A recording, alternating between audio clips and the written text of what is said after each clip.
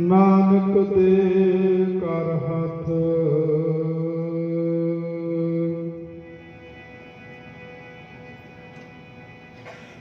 ਸੁਣੀ ਅਰਦਾਸ ਸੁਆਮੀ ਮੇਰਾ ਸਰਬ ਕਲਾ ਵਣਿਆਈ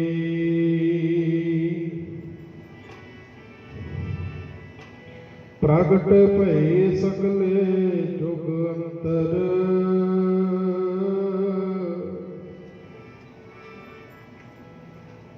ਗੁਰੂ ਨਾਨਕ ਕੀ ਵਡਿਆਈ ਹਮ ਅਵਗੁਣ ਭਰੇ ਏਕ ਗੁਣ ਨਾਹੀ ਹਮ ਅਵਗੁਣ ਭਰੇ ਏਕ ਗੁਣ ਨਾਹੀ ਅੰਮ੍ਰਿਤ ਸ਼ਾਨ ਬਿਖੈ ਬਿਖ ਖਾਈ ਮਾਇਆ ਮੋਹ ਭਰਮ ਪੈ ਭੁੱਲੇ ਸਤ ਤਾਰਾ ਸਿਉ ਪ੍ਰੀਤ ਲਗਾਏ ਇਕ ਉਤਮ ਪੰਥ ਸੁਨਿਓ ਗੁਰ ਸੰਗਤ ਤਿਹ ਮਲੰਤ ਜਮ ਤਰਾਸ ਮਿਟਾਈ ਜਿਸ ਮਹਿ ਅੰਮ੍ਰਿਤ ਗਿਆਨ ਹੈ ਮਾਨਕ ਭਗਤ ਬਰਾਗ ਗੁਰੂ ਗ੍ਰੰਥ ਸਾਹਿਬ ਉਦਤ ਬੰਦੋਂ ਕਰ ਅਨੁਰਾਗੀ ਕੰਕਾਰ ਸਤਿਗੁਰੂ ਏਕ ਓੰਕਾਰ ਸਤਿਗੁਰੂ ਤਿਹ ਪ੍ਰਸਾਦ ਸੱਚ ਹੋਏ ਵਾਹਿਗੁਰੂ ਜੀ ਕੀ ਫਤਿਹ ਹੈ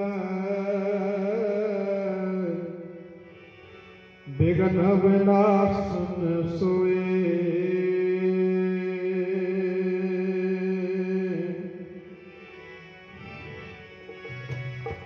ਰਾਖੋ ਰਾਖਣ ਹਾਰ ਦਇਆਲਾ ਨਾਨਕ ਕਰਕੇ ਬੋਲੇ ਜੀ ਰਾਖੋ ਰਾਖਣ ਹਾਰ ਦਇਆਲਾ ਨਾਨਕ ਕਰਕੇ ਬੋਲੇ ਜੀ ਰਾਖੋ ਰਾਖਣ ਹਾਰ ਦਇਆਲਾ ਨਾਨਕ ਕਰਕੇ ਬੋਲੇ ਜੀ ਰਾਖੋ ਰਾਖਣ ਹਾਰ ਦਇਆਲਾ ਕਰਕੇ ਬੋਲੇ ਜੀ ਰਾਖੋ ਰਾਖਣ ਹਾਰ ਦਇਆਲਾ ਕਰਕੇ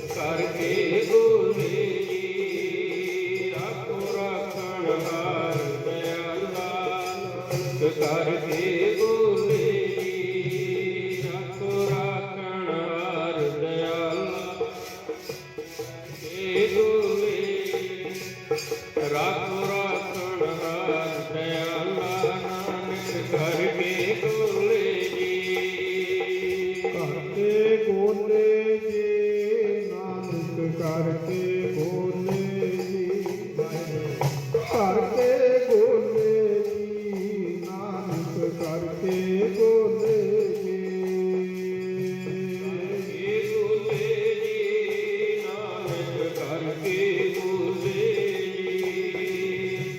ਕਰਕੇ ਬੋਲੇ ਜੀ ਨਾਨਕ ਕਰਕੇ ਬੋਲੇ ਜੀ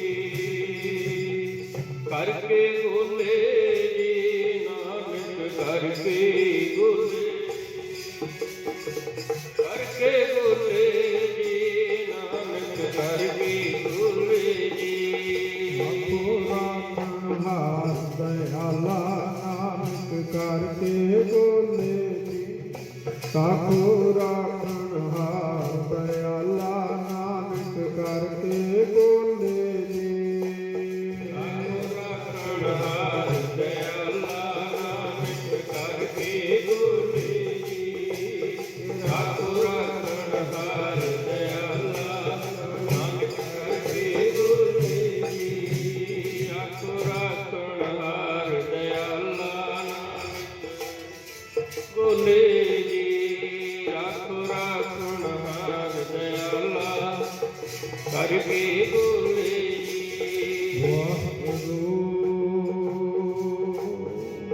ਵਾਹਿਗੁਰੂ ਵਾਹਿਗੁਰੂ ਵਾਹਿਗੁਰੂ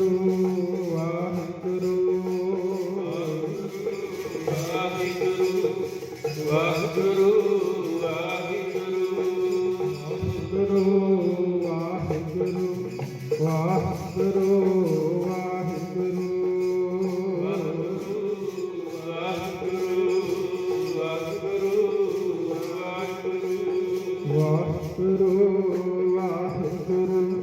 ਵਾਹਿਗੁਰੂ ਵਾਹਿਗੁਰੂ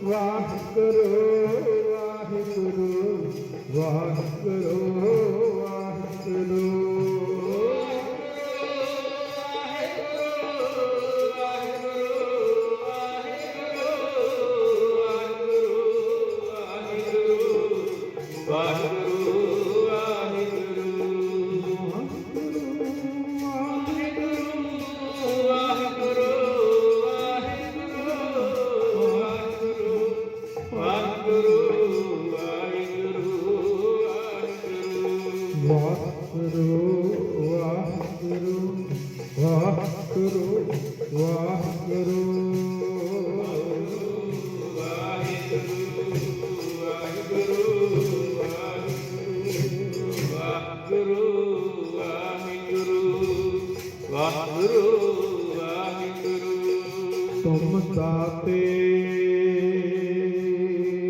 ਠਾਕੁਰ ਪ੍ਰਤਪਾਲਕ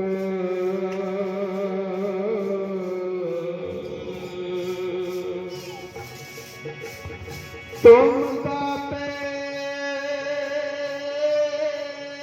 ਠਾਕੁਰ ਪ੍ਰਤਪਾਲਕ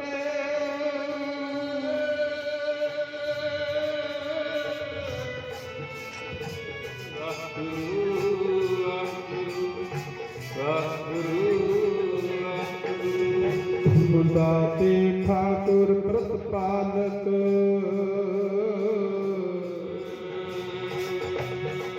ਨਾਇਕ ਭਸਮ ਹਮਾਰੇ ਵਾਹਿਗੁਰੂ ਵਾਹਿਗੁਰੂ ਵਾਹਿਗੁਰੂ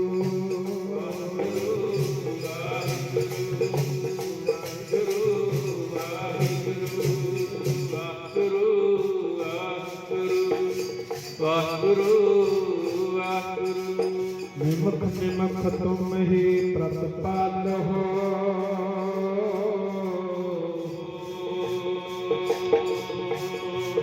ਹਮ ਬਾਰਿਕ ਤੁਮਰੇ ਤਾਰੇ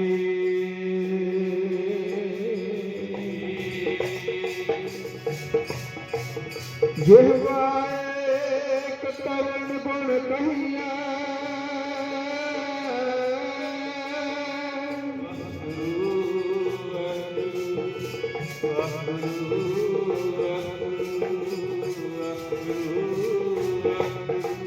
ਜਿਹਵਾ ਏਕ ਕਵਨ ਗੁਣ ਕਹੀਆ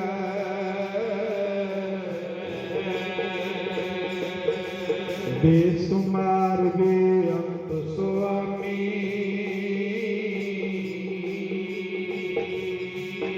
ਤੇਰਾ ਅੰਤ ਨ ਨਹੀਂ ਲਹੀਆ ਵਾਹਿਗੁਰੂ ਵਾਹਿਗੁਰੂ ਵਾਹਿਗੁਰੂ ਵਾਹਿਗੁਰੂ ਵਾਹਿਗੁਰੂ ਵਾਹਿਗੁਰੂ ਵਾਹਿਗੁਰੂ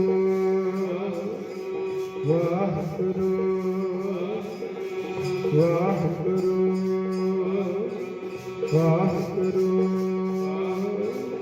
ਵਾਹਿਗੁਰੂ ਵਾਹਿਗੁਰੂ ਵਾਹਿਗੁਰੂ ਵਾਹਿਗੁਰੂ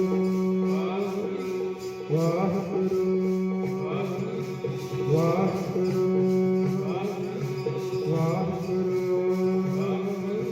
ਵਾਹਿਗੁਰੂ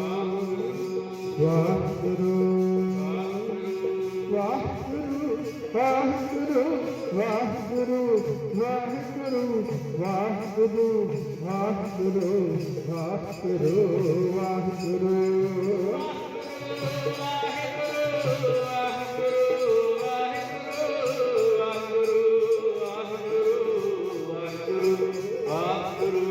कोट पराध हमारे खंड हो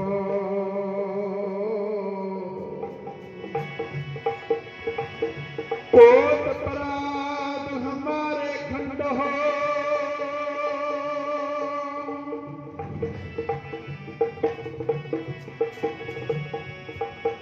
छोटा अपराध करता है देते जननी की तन राक्षस देते रामैया मुबारक तेरा काहे न खंड से अवगुण मेरा कोट पराध हमारे खंडो वाहिगुरु कोट पराध हमारे खंडो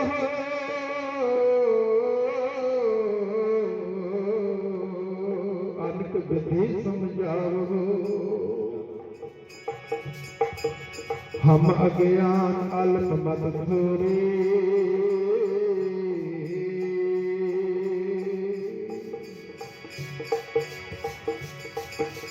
हम अज्ञान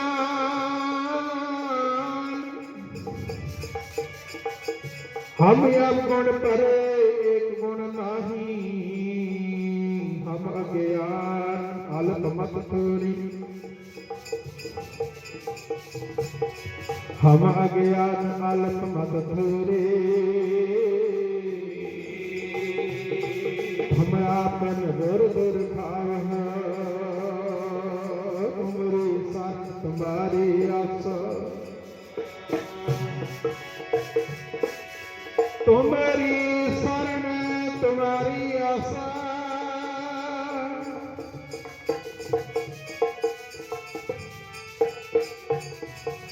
तुम ही सजन सहेले सभी द्वार का साध कर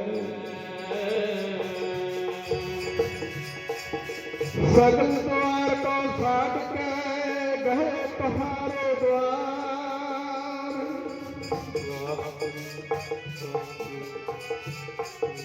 वाही गही की लागस गोविंद दास तुम्हारे शरण तुम्हारे आशा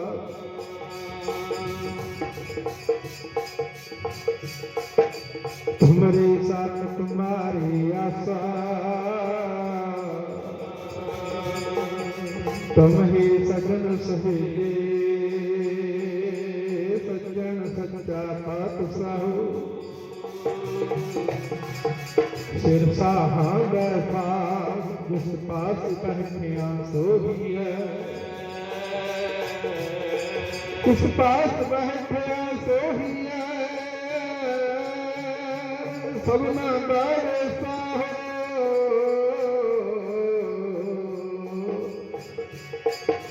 तुम्हारी शरण तुम्हारी आशा तुम्हें सजन सुहेले राखो राखण हार दयाला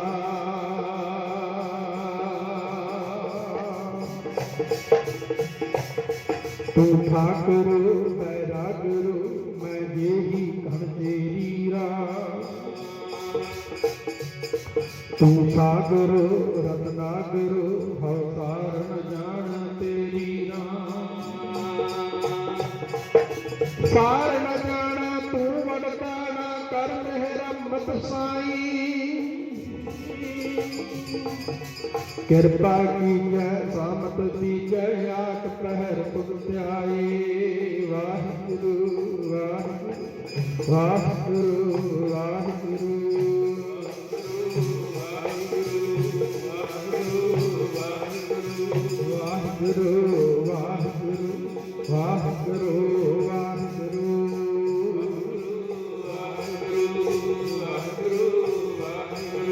तुम्हारी सन तुम्हारी आशा तुम ही सजन सहेले राखो राखण हार दयाला ਨਾਨਕ ਕਰਕੇ ਬੋਲੇ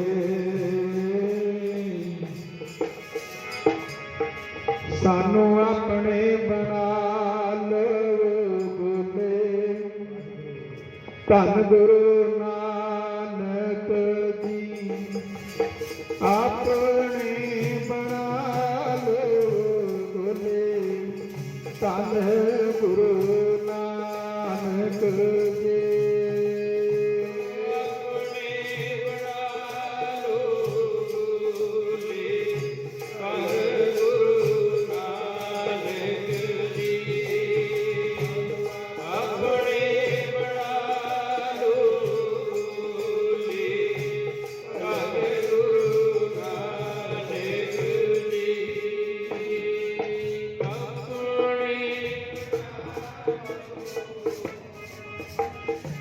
ਧੰਨ ਗੁਰੂ ਨਾਨਕ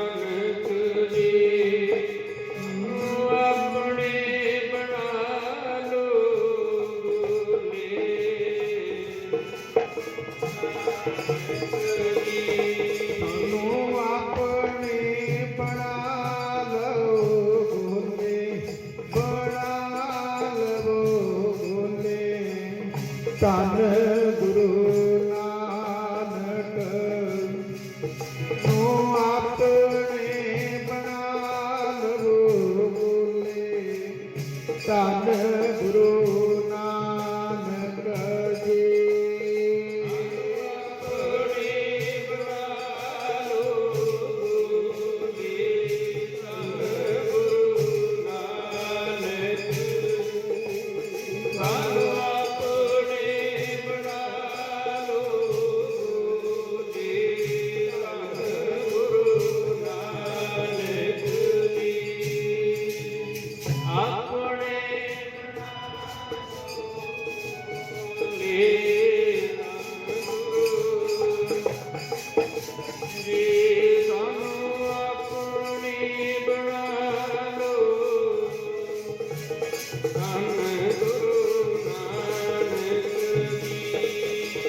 तुमरे शरण तुम्हारे आशा तुम्हें सजन सुहेरे राखो राखण हार दयाल नानक करके बोले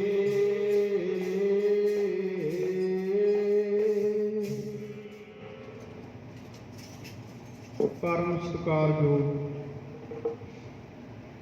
सतगुरां दे साजी नवाजे गुरु प्यारे गुरु सवारे खालसा सत संगत जी वडभागे हां सत संगत दे महान तीरथ ते पहुंचे हां सत संगत दियां अमोलक घड़ियां प्राप्त होइयां ने सवाओ सब तो पहला सतगुरां दी बख्शिश कीती फतेह प्यार नाल बोलियो जी वाहिगुरु जी का खालसा वाहिगुरु जी की फतेह। वडभागे हां सतगुरां दे महान तीरथ ते पहुंचे हां सत संगत दियां अमोलक घड़ियां प्राप्त होइयां ने सो गुरमुख प्यारिओ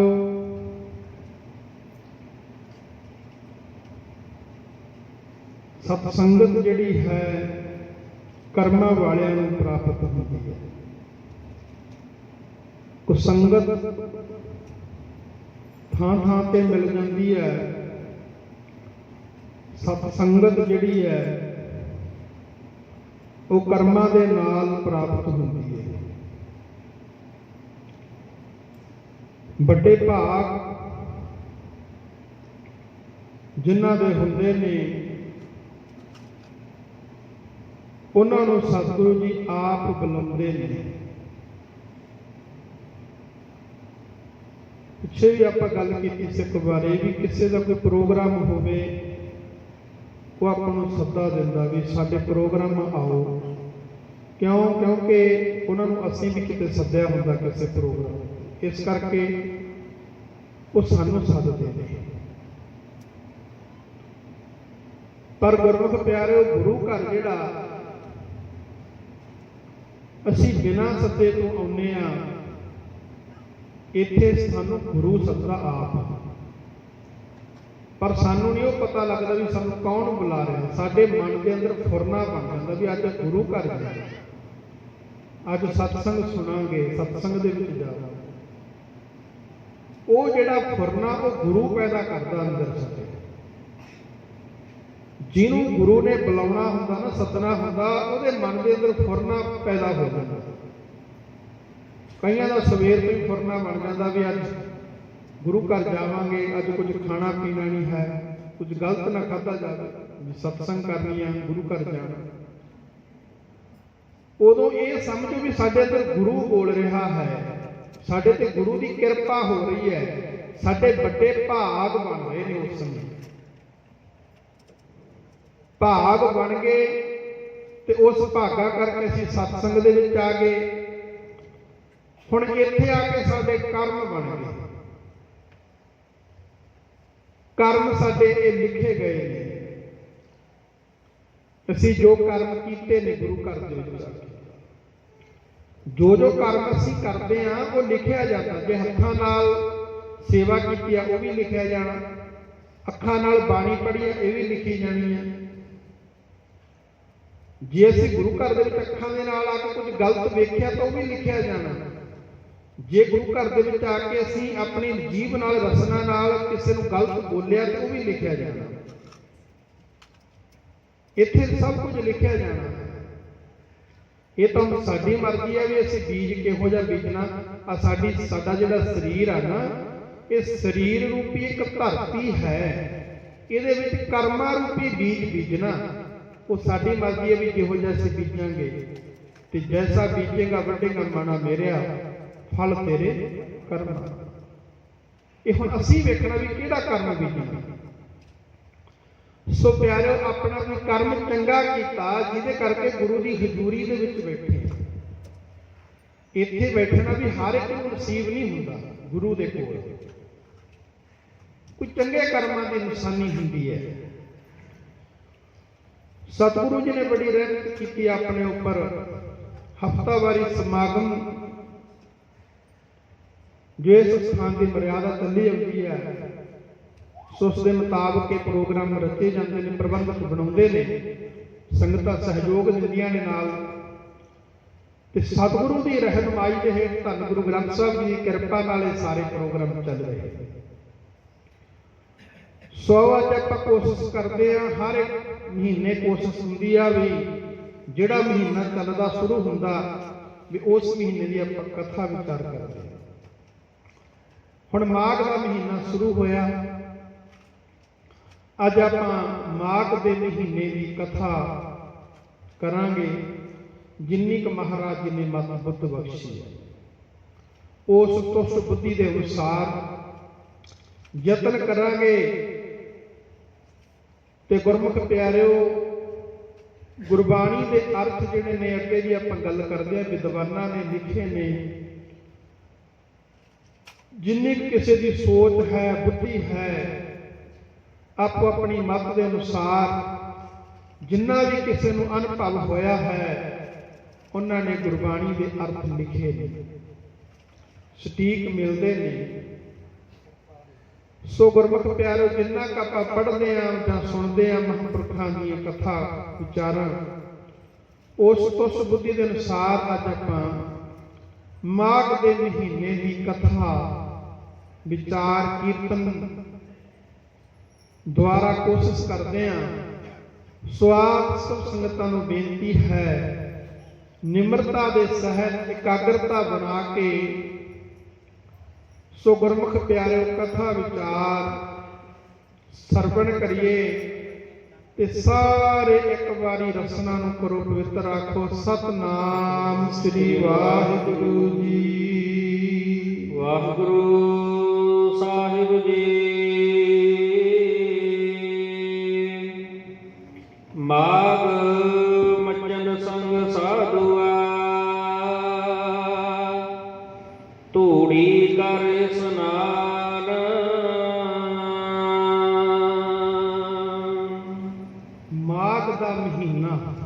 शुरू होया।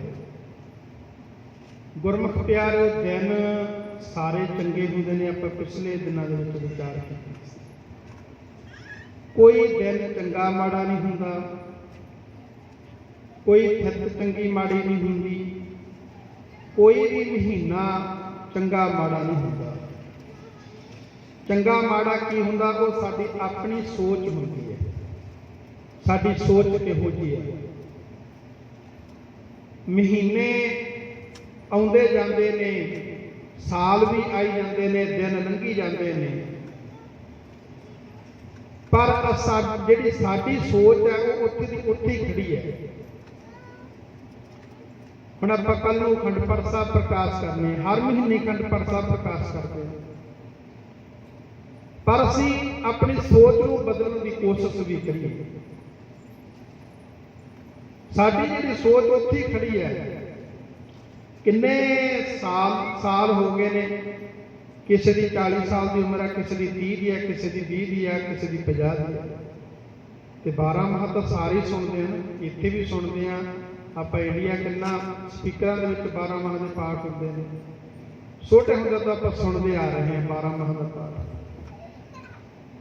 पर गुरमुख प्यारो अजे तक असी कर्म नहीं बदले, कितना ही सुनी जा रही है। पर इन कर्मां नूं बदलण की कोशिश करिए, अपनी सोच नूं बदलण की कोशिश करिए। भी सानू गुरु साहब जी ने गुरबाणी दे विच की सिक्ख्या दित्ती आ, उहदे मुताबिक चलीए। दिन सारे चंगे हुंदे ने, सारे महीने चंगे हुंदे ने। साडे कर्म माड़े जो असीं कर्म करते हैं, कर्मां करके ही असीं परमात्मा तो दूर हुंदे हां, ते कर्मां करके ही असीं परमात्मा दे नेड़े हुंदे हां। चंगे कर्म करांगे, चंगा बीज बीजांगे, परमात्मा दे नेड़े हो जावांगे। माड़े बीज बीजांगे, माड़े कर्म करांगे, परमात्मा तो असीं दूर चले जावांगे। सतगुरु सच्चे पातशाह महाराज जी सानू उपदेश दिंदे ने। माघ का महीना शुरू होया। माघ के महीने दे विच सब तो पहला तां सचखंड श्री हरमंदिर साहब की नींह माघ की संगरांद वाले दिन रखी गई सी। रखाई की तो साईं मियां मीर गुरु घर दे विच किसी ना जात वितकरा नहीं कीता जाता। गुरु घर दे विच ये नहीं पुछया जाता भी तू किस धर्म का है, किस जात का है। धन गुरु ग्रंथ साहब जी दे विच किन्नियां जातां ने, भगतां दीयां सारियां दी बाणी गुरु नानक साहब जी ने अपने बराबर रखी। मुसलमान बाबा शेख फरीद जी होए ने, उन्हां दी बाणी गुरु ग्रंथ साहब जी दे विच 11 भट्ट साहबान, उन्हां दा ब्राह्मणां दे घर दा जन्म है। 11 भट्टां दी बाणी ते गुरमुख प्यारो भगत रामानंद जी, भगत परमानंद जी, भगत बेणी जी,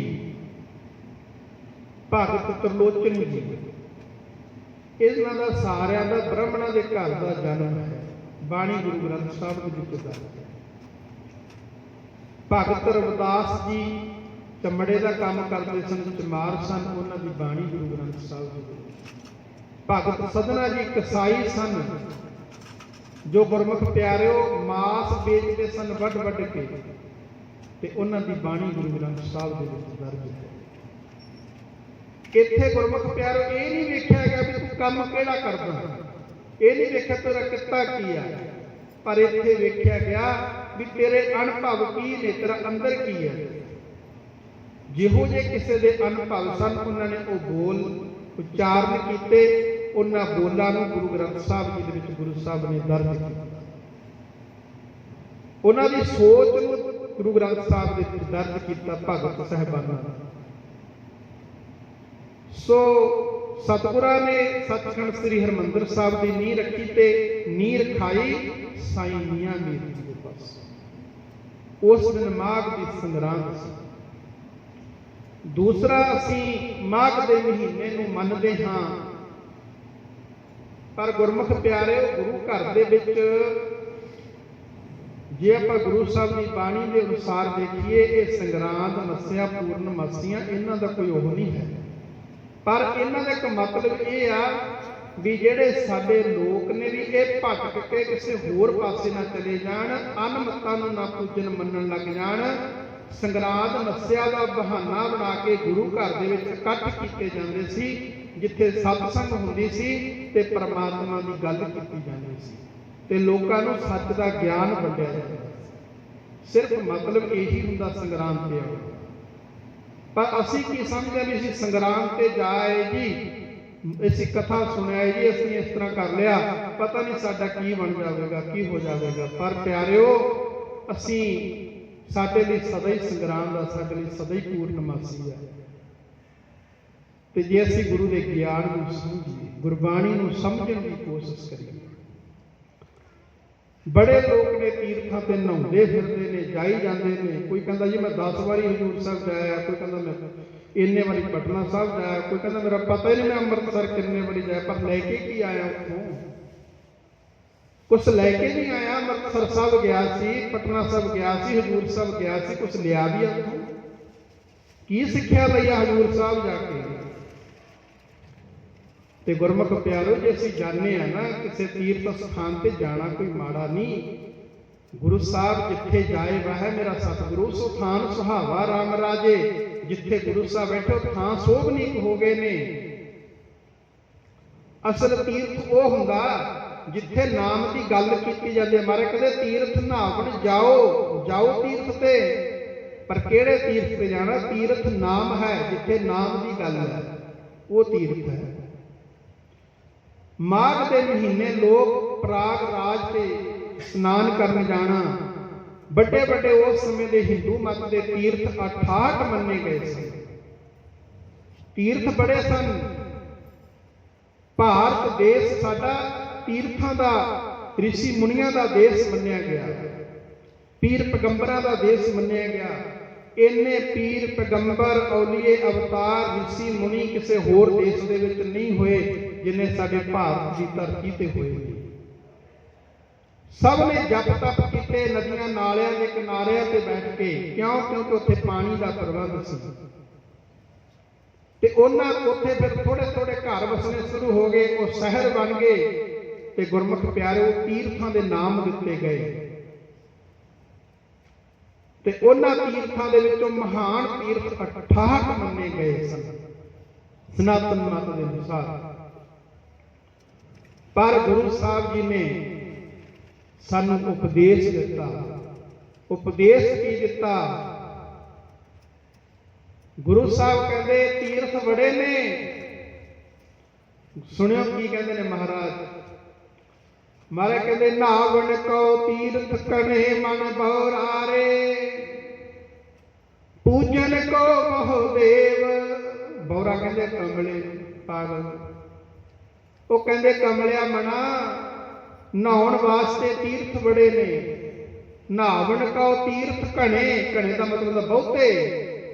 ਕਹਿੰਦੇ ਕਮਲਿਆ ਮਨਾ, ਨਹਾਉਣ ਵਾਸਤੇ ਤੀਰਥ ਬੜੇ ਨੇ। ਪੂਜਨ ਕੋ ਬਹੁ ਦੇਵ, ਕਹਿੰਦੇ ਪੂਜਨ ਵਾਸਤੇ ਦੇਵਤੇ ਬੜੇ ਨੇ।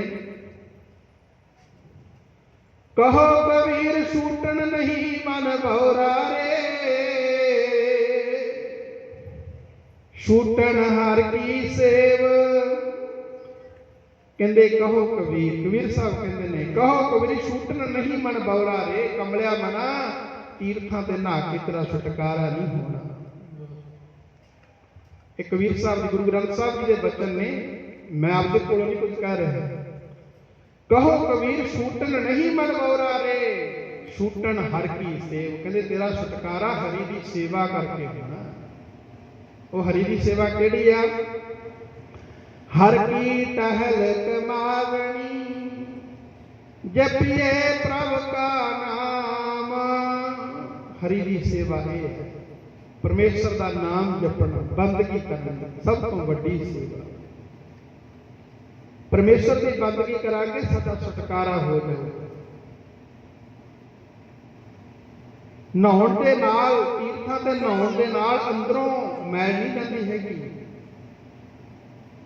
महाराज कहते ने आप जपजी साहब का पाठ करते ना, पहली गल ही महाराज ने लिखी है, पहली पंक्ति की लिखा, कहते सोचा सोच न होवई जे सोची लख बार। इत्थे सोचा का अर्थ स्नान करना, पवित्रता, सोच पवित्रता। सोचा सोच न होवई, कहते नहाउण दे नाल पवित्रता नहीं हो जाती। सोचा सोच न होवई जे सोची लख बार, चाहे लखां बारी नहाई जाए। कहते तीर्थां ते चाहे लखां बारी नहाई जाए। माघ मज्जन संग साधुना, चाहे मज्जन का अर्थ होता स्नान। माघ मज्जन, मज्जन कहते ने उस स्नान नूं ਜਿਹੜਾ ਇਸ਼ਨਾਨ ਚੁੱਭਾ ਮਾਰ ਕੇ ਕੀਤਾ ਜਾਵੇ, ਜਦੋਂ ਅਸੀਂ ਸਿਰ ਪੂਰਾ ਡਬੋ ਕੇ ਪਾਣੀ ਵਿੱਚ ਨਿਕਲੀ, ਉਹਨੂੰ ਕਹਿੰਦੇ ਨੇ ਮੱਜਨ। ਇੱਕ ਤਾਂ ਇਸ਼ਨਾਨ ਹੁੰਦਾ ਸੀ ਪਿੰਡੇ ਪਾਣੀ ਪਾ ਲਿਆ, ਉਹ ਨਹੀਂ। ਜਦੋਂ ਅਸੀਂ ਪੂਰਾ ਆਪਣੇ ਆਪ ਨੂੰ ਜਿਵੇਂ ਸਰੋਵਰ ਦੇ ਵਿੱਚ ਇਸ਼ਨਾਨ ਕਰਦੇ ਨੇ, ਚੁੱਭਾ ਮਾਰਦੇ ਆ, ਉਹਨੂੰ ਮੱਜਨ ਕਹਿੰਦੇ ਨੇ। ਇਹ ਮੱਜਨ ਪੁਰਾਣੇ ਜਿਹੜੇ ਵਿਦਵਾਨ ਨੇ ਉਹ ਦੱਸਦੇ ਨੇ, ਕਹਿੰਦੇ ਵੀ ਪੁਰਾਣੇ ਸਮਿਆਂ ਦੇ ਵਿੱਚ ਜਦੋਂ ਖੂਹ ਹੁੰਦੇ ਸੀ ਨਾ, ਖੂਹ ਪਹਿਲਾਂ ਨਦੀਆਂ ਨਾਲੇ ਉਹਨਾਂ ਤੋਂ ਪਾਣੀ ਵਰਤਦੇ ਸਨ, ਫਿਰ ਖੂਹ ਲਾਉਣ ਲੱਗ ਗਏ। ਖੂਹ ਦੇ ਵਿੱਚੋਂ ਪਾਣੀ ਕੱਢਦੇ ਸੀ। ਪਾਣੀ ਕੱਢਦੇ ਕਈ ਵਾਰੀ ਜਿਸ ਭਾਂਡੇ ਦੇ ਨਾਲ ਪਾਣੀ ਕੱਢਦੇ ਉਹ ਭਾਂਡਾ ਵਿੱਚ ਹੀ ਰਹਿ ਜਾਣਾ। ਜਿਹੜਾ ਰੱਸਾ ਹੁੰਦਾ ਸੀ, ਨੇਤਰਾ ਵੀ ਕਹਿ ਦਿੰਦੇ ਨੇ ਰੱਸੇ ਨੂੰ, ਜਿਹਦੇ ਨਾਲ ਪਾਣੀ ਕੱਢਦੇ ਸੀ, ਜਾਂ ਲੱਜ ਕਹਿ ਦਿੰਦੇ ਨੇ, ਉਹ ਟੁੱਟ ਜਾਣੀ ਤੇ ਭਾਂਡਾ ਖੂਹ ਦੇ ਵਿੱਚ ਡਿੱਗ ਪੈਣਾ। ਜਾਂ ਤਾਂ ਇੱਕ ਲੋਹੇ ਦਾ ਕੰਡਿਆਂ ਵਾਲਾ, ਉਹਨੂੰ ਕੰਡਾ ਕਹਿੰਦੇ ਸਨ, ਪਤਾ ਨਹੀਂ ਕੋਈ ਹੋਰ ਨਾਮ ਉਹਦਾ ਲੈਂਦੇ ਸਨ, ਉਹਦੇ ਨਾਲ ਉਹ ਜੋ ਖੂਹ ਦੇ ਵਿੱਚ ਕੋਈ ਭਾਂਡਾ ਡਿੱਗਦਾ ਸੀ ਉਹਨੂੰ ਕੱਢ ਲੈਂਦੇ ਸੀ। ਜੇ ਉਸ ਨਾਲ ਕੋਈ ਚੀਜ਼ ਨਾ ਨਿਕਲੇ ਤਾਂ ਫਿਰ ਜਿਹੜੇ ਚੁੱਭਾ ਮਾਰਨ ਵਾਲੇ ਹੁੰਦੇ ਸਨ ਉਹਨਾਂ ਨੂੰ ਵਿੱਚ ਉਤਾਰਦੇ ਸਨ ਖੂਹ ਦੇ। ਹੁਣ ਜਿੰਨਾ ਚਿਰ ਬਾਹਰ ਨੇ ਗੱਲ ਵੀ ਕਰਦੇ ਨੇ, ਪਰ ਜਦੋਂ ਉਹ ਚੀਜ਼ ਲੱਭਦੇ ਨੇ, ਚੁੱਭਾ ਮਾਰਦੇ ਨੇ ਨਾ ਵਿੱਚ ਉਹਦੇ, ਉਸ ਸਮੇਂ ਕੇਵਲ ਉਹਨਾਂ ਦਾ ਧਿਆਨ ਜਿਹੜਾ ਹੁੰਦਾ ਉਹ ਉਸ ਭਾਂਡੇ ਵੱਲ, ਡਿੱਗੀ ਹੋਈ ਚੀਜ਼ ਦੇ ਵੱਲ ਹੁੰਦਾ। ਹੋਰ ਕਿਸੇ ਪਾਸੇ ਨਾ ਤਾਂ ਉਹ ਗੱਲ ਕਰ ਸਕਦੇ ਕਿਸੇ ਨਾਲ, ਨਾ ਕਿਸੇ ਪਾਸੇ ਦੇਖ ਸਕਦੇ ਨੇ। ਕੇਵਲ ਤੇ ਕੇਵਲ ਧਿਆਨ ਉਸ ਚੀਜ਼ ਵੱਲ ਹੈ ਜੋ ਉਹਦੇ ਵਿੱਚੋਂ ਲੱਭ ਕੇ ਲੈ ਕੇ ਆਉਂਦੀ ਹੈ। ਜਿਹੜਾ ਆਪਣੇ ਆਪ ਨੂੰ ਪੂਰਾ ਪਾਣੀ ਦੇ ਵਿੱਚ ਡੁਬੋ ਲੈਣਾ, ਉਹਨੂੰ ਕਹਿੰਦੇ ਨੇ ਮੱਜਨ। ਇਹਦਾ ਭਾਵ, ਇਹਦਾ ਮਤਲਬ ਇਹ ਆ ਵੀ ਜਿੰਨਾ ਉਸ ਇਨਸਾਨ ਨੇ ਉਸ ਭਾਂਡਾ ਲੱਭਣ ਵਾਸਤੇ ਧਿਆਨ ਲਾਇਆ, ਪਾਸੇ ਆਸੇ ਨਹੀਂ ਵੇਖਦਾ, ਕਿਸੇ ਨਾਲ ਗੱਲ ਨਹੀਂ ਕਰ ਸਕਦਾ, ਕਹਿੰਦੇ ਇੰਨਾ ਧਿਆਨ ਤੂੰ ਸਤ ਸੰਗਤ ਦੇ ਵਿੱਚ ਆ ਕੇ ਲਾਉਣਾ। ਮਾਘ ਮੱਜਨ ਸੰਗ ਸਾਧੂਨਾ, ਸਾਧੂਆਂ ਦਾ ਸੰਗ ਕਰਨਾ, ਰੱਬ ਦੇ ਪਿਆਰਿਆਂ ਦਾ। ਇੱਥੇ ਇੱਕ ਗੱਲ ਧਿਆਨ ਰੱਖਿਓ, ਸਾਧੂ ਇੱਥੇ ਸਤਿਗੁਰੂ ਨੂੰ ਕਿਹਾ ਗਿਆ ਗੁਰਬਾਣੀ ਦੇ ਵਿੱਚ। ਸਾਧੂ ਕਿਸੇ ਲਿਬਾਸ ਨੂੰ ਨਹੀਂ ਕਿਹਾ ਗਿਆ ਜਾਂ ਕਿਸੇ ਭੇਖ ਨੂੰ ਨਹੀਂ ਕਿਹਾ ਗਿਆ। ਜਿਹੜਾ ਸਾਨੂੰ ਗੁਰੂ ਗ੍ਰੰਥ ਸਾਹਿਬ ਜੀ ਦੇ ਨਾਲ ਜੋੜਦਾ ਉਹ ਅਸਲ ਸਾਧੂ ਆ। ਜਿਹੜਾ ਆਪਦੇ ਸਰੀਰ ਨਾਲ, ਆਪਦੀ ਦੇਹ ਨਾਲ ਜੋੜਦਾ ਉਹ ਸਾਧੂ ਨਹੀਂ ਹੋ ਸਕਦਾ। ਅਸੀਂ ਉਸ ਸਾਧੂ ਦਾ ਸੰਗ ਕਰਨਾ ਜਿਹੜਾ ਸਾਨੂੰ ਗੁਰੂ ਨਾਲ ਜੋੜੇ, ਅਕਾਲ ਪੁਰਖ ਦੇ ਨਾਲ ਜੋੜੇ। ਮਹਾਰਾਜ ਕਹਿੰਦੇ ਸਤਸੰਗ ਦੇ ਵਿੱਚ ਇਸ ਤਰ੍ਹਾਂ ਮੱਜਨ ਕਰ, ਇਸ਼ਨਾਨ ਕਰ। ਆ ਹੁਣ ਮੱਜਨ ਹੋ ਰਿਹਾ ਆਪਣਾ ਜਦੋਂ ਅਸੀਂ ਸਤਸੰਗ ਦੇ ਵਿੱਚ ਬੈਠਦੇ ਹਾਂ। ਮੱਜਨ ਉਹਨਾਂ ਦਾ ਹੁੰਦਾ ਜਿਹੜੇ ਪੂਰਾ ਧਿਆਨ ਲਾ ਕੇ ਗੁਰਬਾਣੀ ਦੀ ਕਥਾ ਨੂੰ ਸੁਣਦੇ ਨੇ, ਉਹਨਾਂ ਦਾ ਮੱਜਨ ਹੁੰਦਾ। ਜੇ ਹੁਣ ਅਸੀਂ ਕਥਾ ਸੁਣਦੇ ਅਸੀਂ ਵੇਖੀਏ ਵੀ ਕਿਹੜਾ ਆ ਗਿਆ, ਕਿਹੜਾ ਮੁੜ ਗਿਆ, ਕਿਹੜਾ ਮੱਥਾ ਟੇਕ ਗਿਆ, ਤੇ ਗੁਰਮੁਖ ਪਿਆਰਿਓ ਉਹਦਾ ਵੀ ਕੋਈ ਫਲ ਨਹੀਂ ਜੇ ਪਾਸੇ ਅਸੀਂ ਝਾਕੀ ਗਏ। ਪੂਰਾ ਧਿਆਨ ਲਾ ਕੇ ਸਤਸੰਗ ਦੇ ਵਿੱਚ ਬੈਠ ਕੇ ਗੁਰੂ ਦੀ ਗੱਲ ਕਰਨੀ, ਇਹਨੂੰ ਕਹਿੰਦੇ ਨੇ ਮਾਘ ਮੱਜਨ ਸੰਗ ਸਾਧੂਆਂ। ਸਾਧੂ ਸਤਿਗੁਰੂ ਜੀ ਨੇ ਤੇ ਆਪਾਂ ਸਤਿਗੁਰੂ ਦਾ ਸੰਗ ਕਰ ਰਹੇ ਹਾਂ, ਸਤਸੰਗ ਕਰ ਰਹੇ ਹਾਂ, ਮੱਜਨ ਕਰ ਰਹੇ ਹਾਂ, ਇਸ਼ਨਾਨ ਕਰ ਰਹੇ ਹਾਂ। ਇਹ ਸਤ ਸੰਗਤ ਰੂਪੀ ਸਰੋਵਰ ਹੈ ਇੱਕ, ਜਿੱਥੇ ਸਾਰੇ ਬੈਠ ਕੇ ਆਪਾਂ ਗੁਰਬਾਣੀ ਦੇ ਰਾਹੀਂ ਇਸ਼ਨਾਨ ਕਰ ਰਹੇ ਹਾਂ। ਇੱਕ ਤਾਂ ਸਰੋਵਰ ਬਾਹਰੀ ਸਰੋਵਰ ਹੁੰਦਾ, ਉਹਦੇ ਨਾਲ ਸਾਡੇ ਸਰੀਰ ਦਾ ਇਸ਼ਨਾਨ ਹੋ ਜਾਂਦਾ। ਜਿਹੜਾ ਇਹ ਸਰੋਵਰ ਆ, ਇਸ ਸਰੋਵਰ ਤੇ ਆ ਕੇ ਸਾਡੇ ਮਨ ਦਾ ਇਸ਼ਨਾਨ ਹੁੰਦਾ। ਇਹ ਜਿਹੜੇ ਮਨ ਦਾ ਇਸ਼ਨਾਨ ਹੁੰਦਾ, ਕਿਵੇਂ ਹੁੰਦਾ? ਸੁਖਮਨੀ ਸਾਹਿਬ ਪੜ੍ਹਦੇ ਹੋ ਨਾ, ਮਹਾਰਾਜ ਕਹਿੰਦੇ ਗਿਆਨ ਸ੍ਰੇਸ਼ਟ ਉੱਤਮ ਇਸ਼ਨਾਨ। ਇਹ ਉੱਤਮ ਇਸ਼ਨਾਨ ਹੈ ਜਿਹੜਾ ਅਸੀਂ ਗੁਰੂ ਦੇ ਗਿਆਨ ਦੇ ਰਾਹੀਂ ਕਰਦੇ ਹਾਂ। ਇਹ ਸ੍ਰੇਸ਼ਟ ਹੈ, ਗਿਆਨ ਸ੍ਰੇਸ਼ਟ ਉੱਤਮ ਇਸ਼ਨਾਨ। ਗੁਰੂ ਦੇ ਗਿਆਨ ਰਾਹੀਂ, ਗੁਰ ਗਿਆਨ ਤੀਰਥ, ਜਿਹੜਾ ਗੁਰੂ ਦੇ ਗਿਆਨ ਰੂਪੀ ਤੀਰਥ ਤੇ ਆਉਂਦਾ ਵਾ। ਬਾਹਰੀ ਤੀਰਥ ਦੀ ਗੱਲ ਨਹੀਂ ਕੀਤੀ, ਇਹ ਸਾਨੂੰ ਕਿਸੇ ਨੇ ਦੱਸਿਆ ਨਹੀਂ। ਮਹਾਰਾਜ ਕਹਿੰਦੇ ਨੇ ਅੰਤਰਗਤ ਤੀਰਥ ਮਲ ਨਹਾਓ। ਅੰਦਰਲੇ ਤੀਰਥ ਤੇ ਨਹਾਉਣਾ, ਤੁਸੀਂ ਮਨ ਦਾ ਇਸ਼ਨਾਨ ਕਰਾਉਣਾ। ਇਹ ਗੁਰਬਾਣੀ ਦੇ ਰਾਹੀਂ ਹੋਵੇਗਾ। ਨਹੀਂ ਤਾਂ ਗੁਰਮੁਖ ਪਿਆਰਿਓ, ਬਾਹਰ ਤੀਰਥਾਂ ਤੇ ਦੁਨੀਆ ਨਹਾਉਂਦੀ ਫਿਰਦੀ ਆ। ਮਹਾਰਾਜ ਕਹਿੰਦੇ ਨਹਾਵਣ ਚੱਲੇ ਤੀਰਥੀ, ਮਨ ਖੋਟਾ ਤਨ ਚੋਰ। ਇੱਕ ਪੌ ਲੱਥੀ ਨਾਤਿਆਂ, ਦੋਏ ਪਾ ਚੜੀਏ ਸਹੋਰ। ਕਹਿੰਦੇ ਉੱਥੋਂ ਦੁੱਗਣੀ ਮੈਲ ਲੈ ਕੇ ਆ ਜਾਂਦੇ ਆ। ਇਸੇ ਕਰਕੇ ਮਹਾਂਪੁਰਖ ਧਾਰਨਾ ਪੜ੍ਹਦੇ ਜੇ ਇੱਕ ਵਾਰੀ ਪੜ੍ਹ ਲਓ ਪਿਆ। ਤੇਰੇ ਅੰਦਰ ਮੈਲ ਨਾ ਗਈ, ਨਹਾਉਂਦਾ ਫਿਰੇ ਤੀਰਥਾਂ ਤੇ।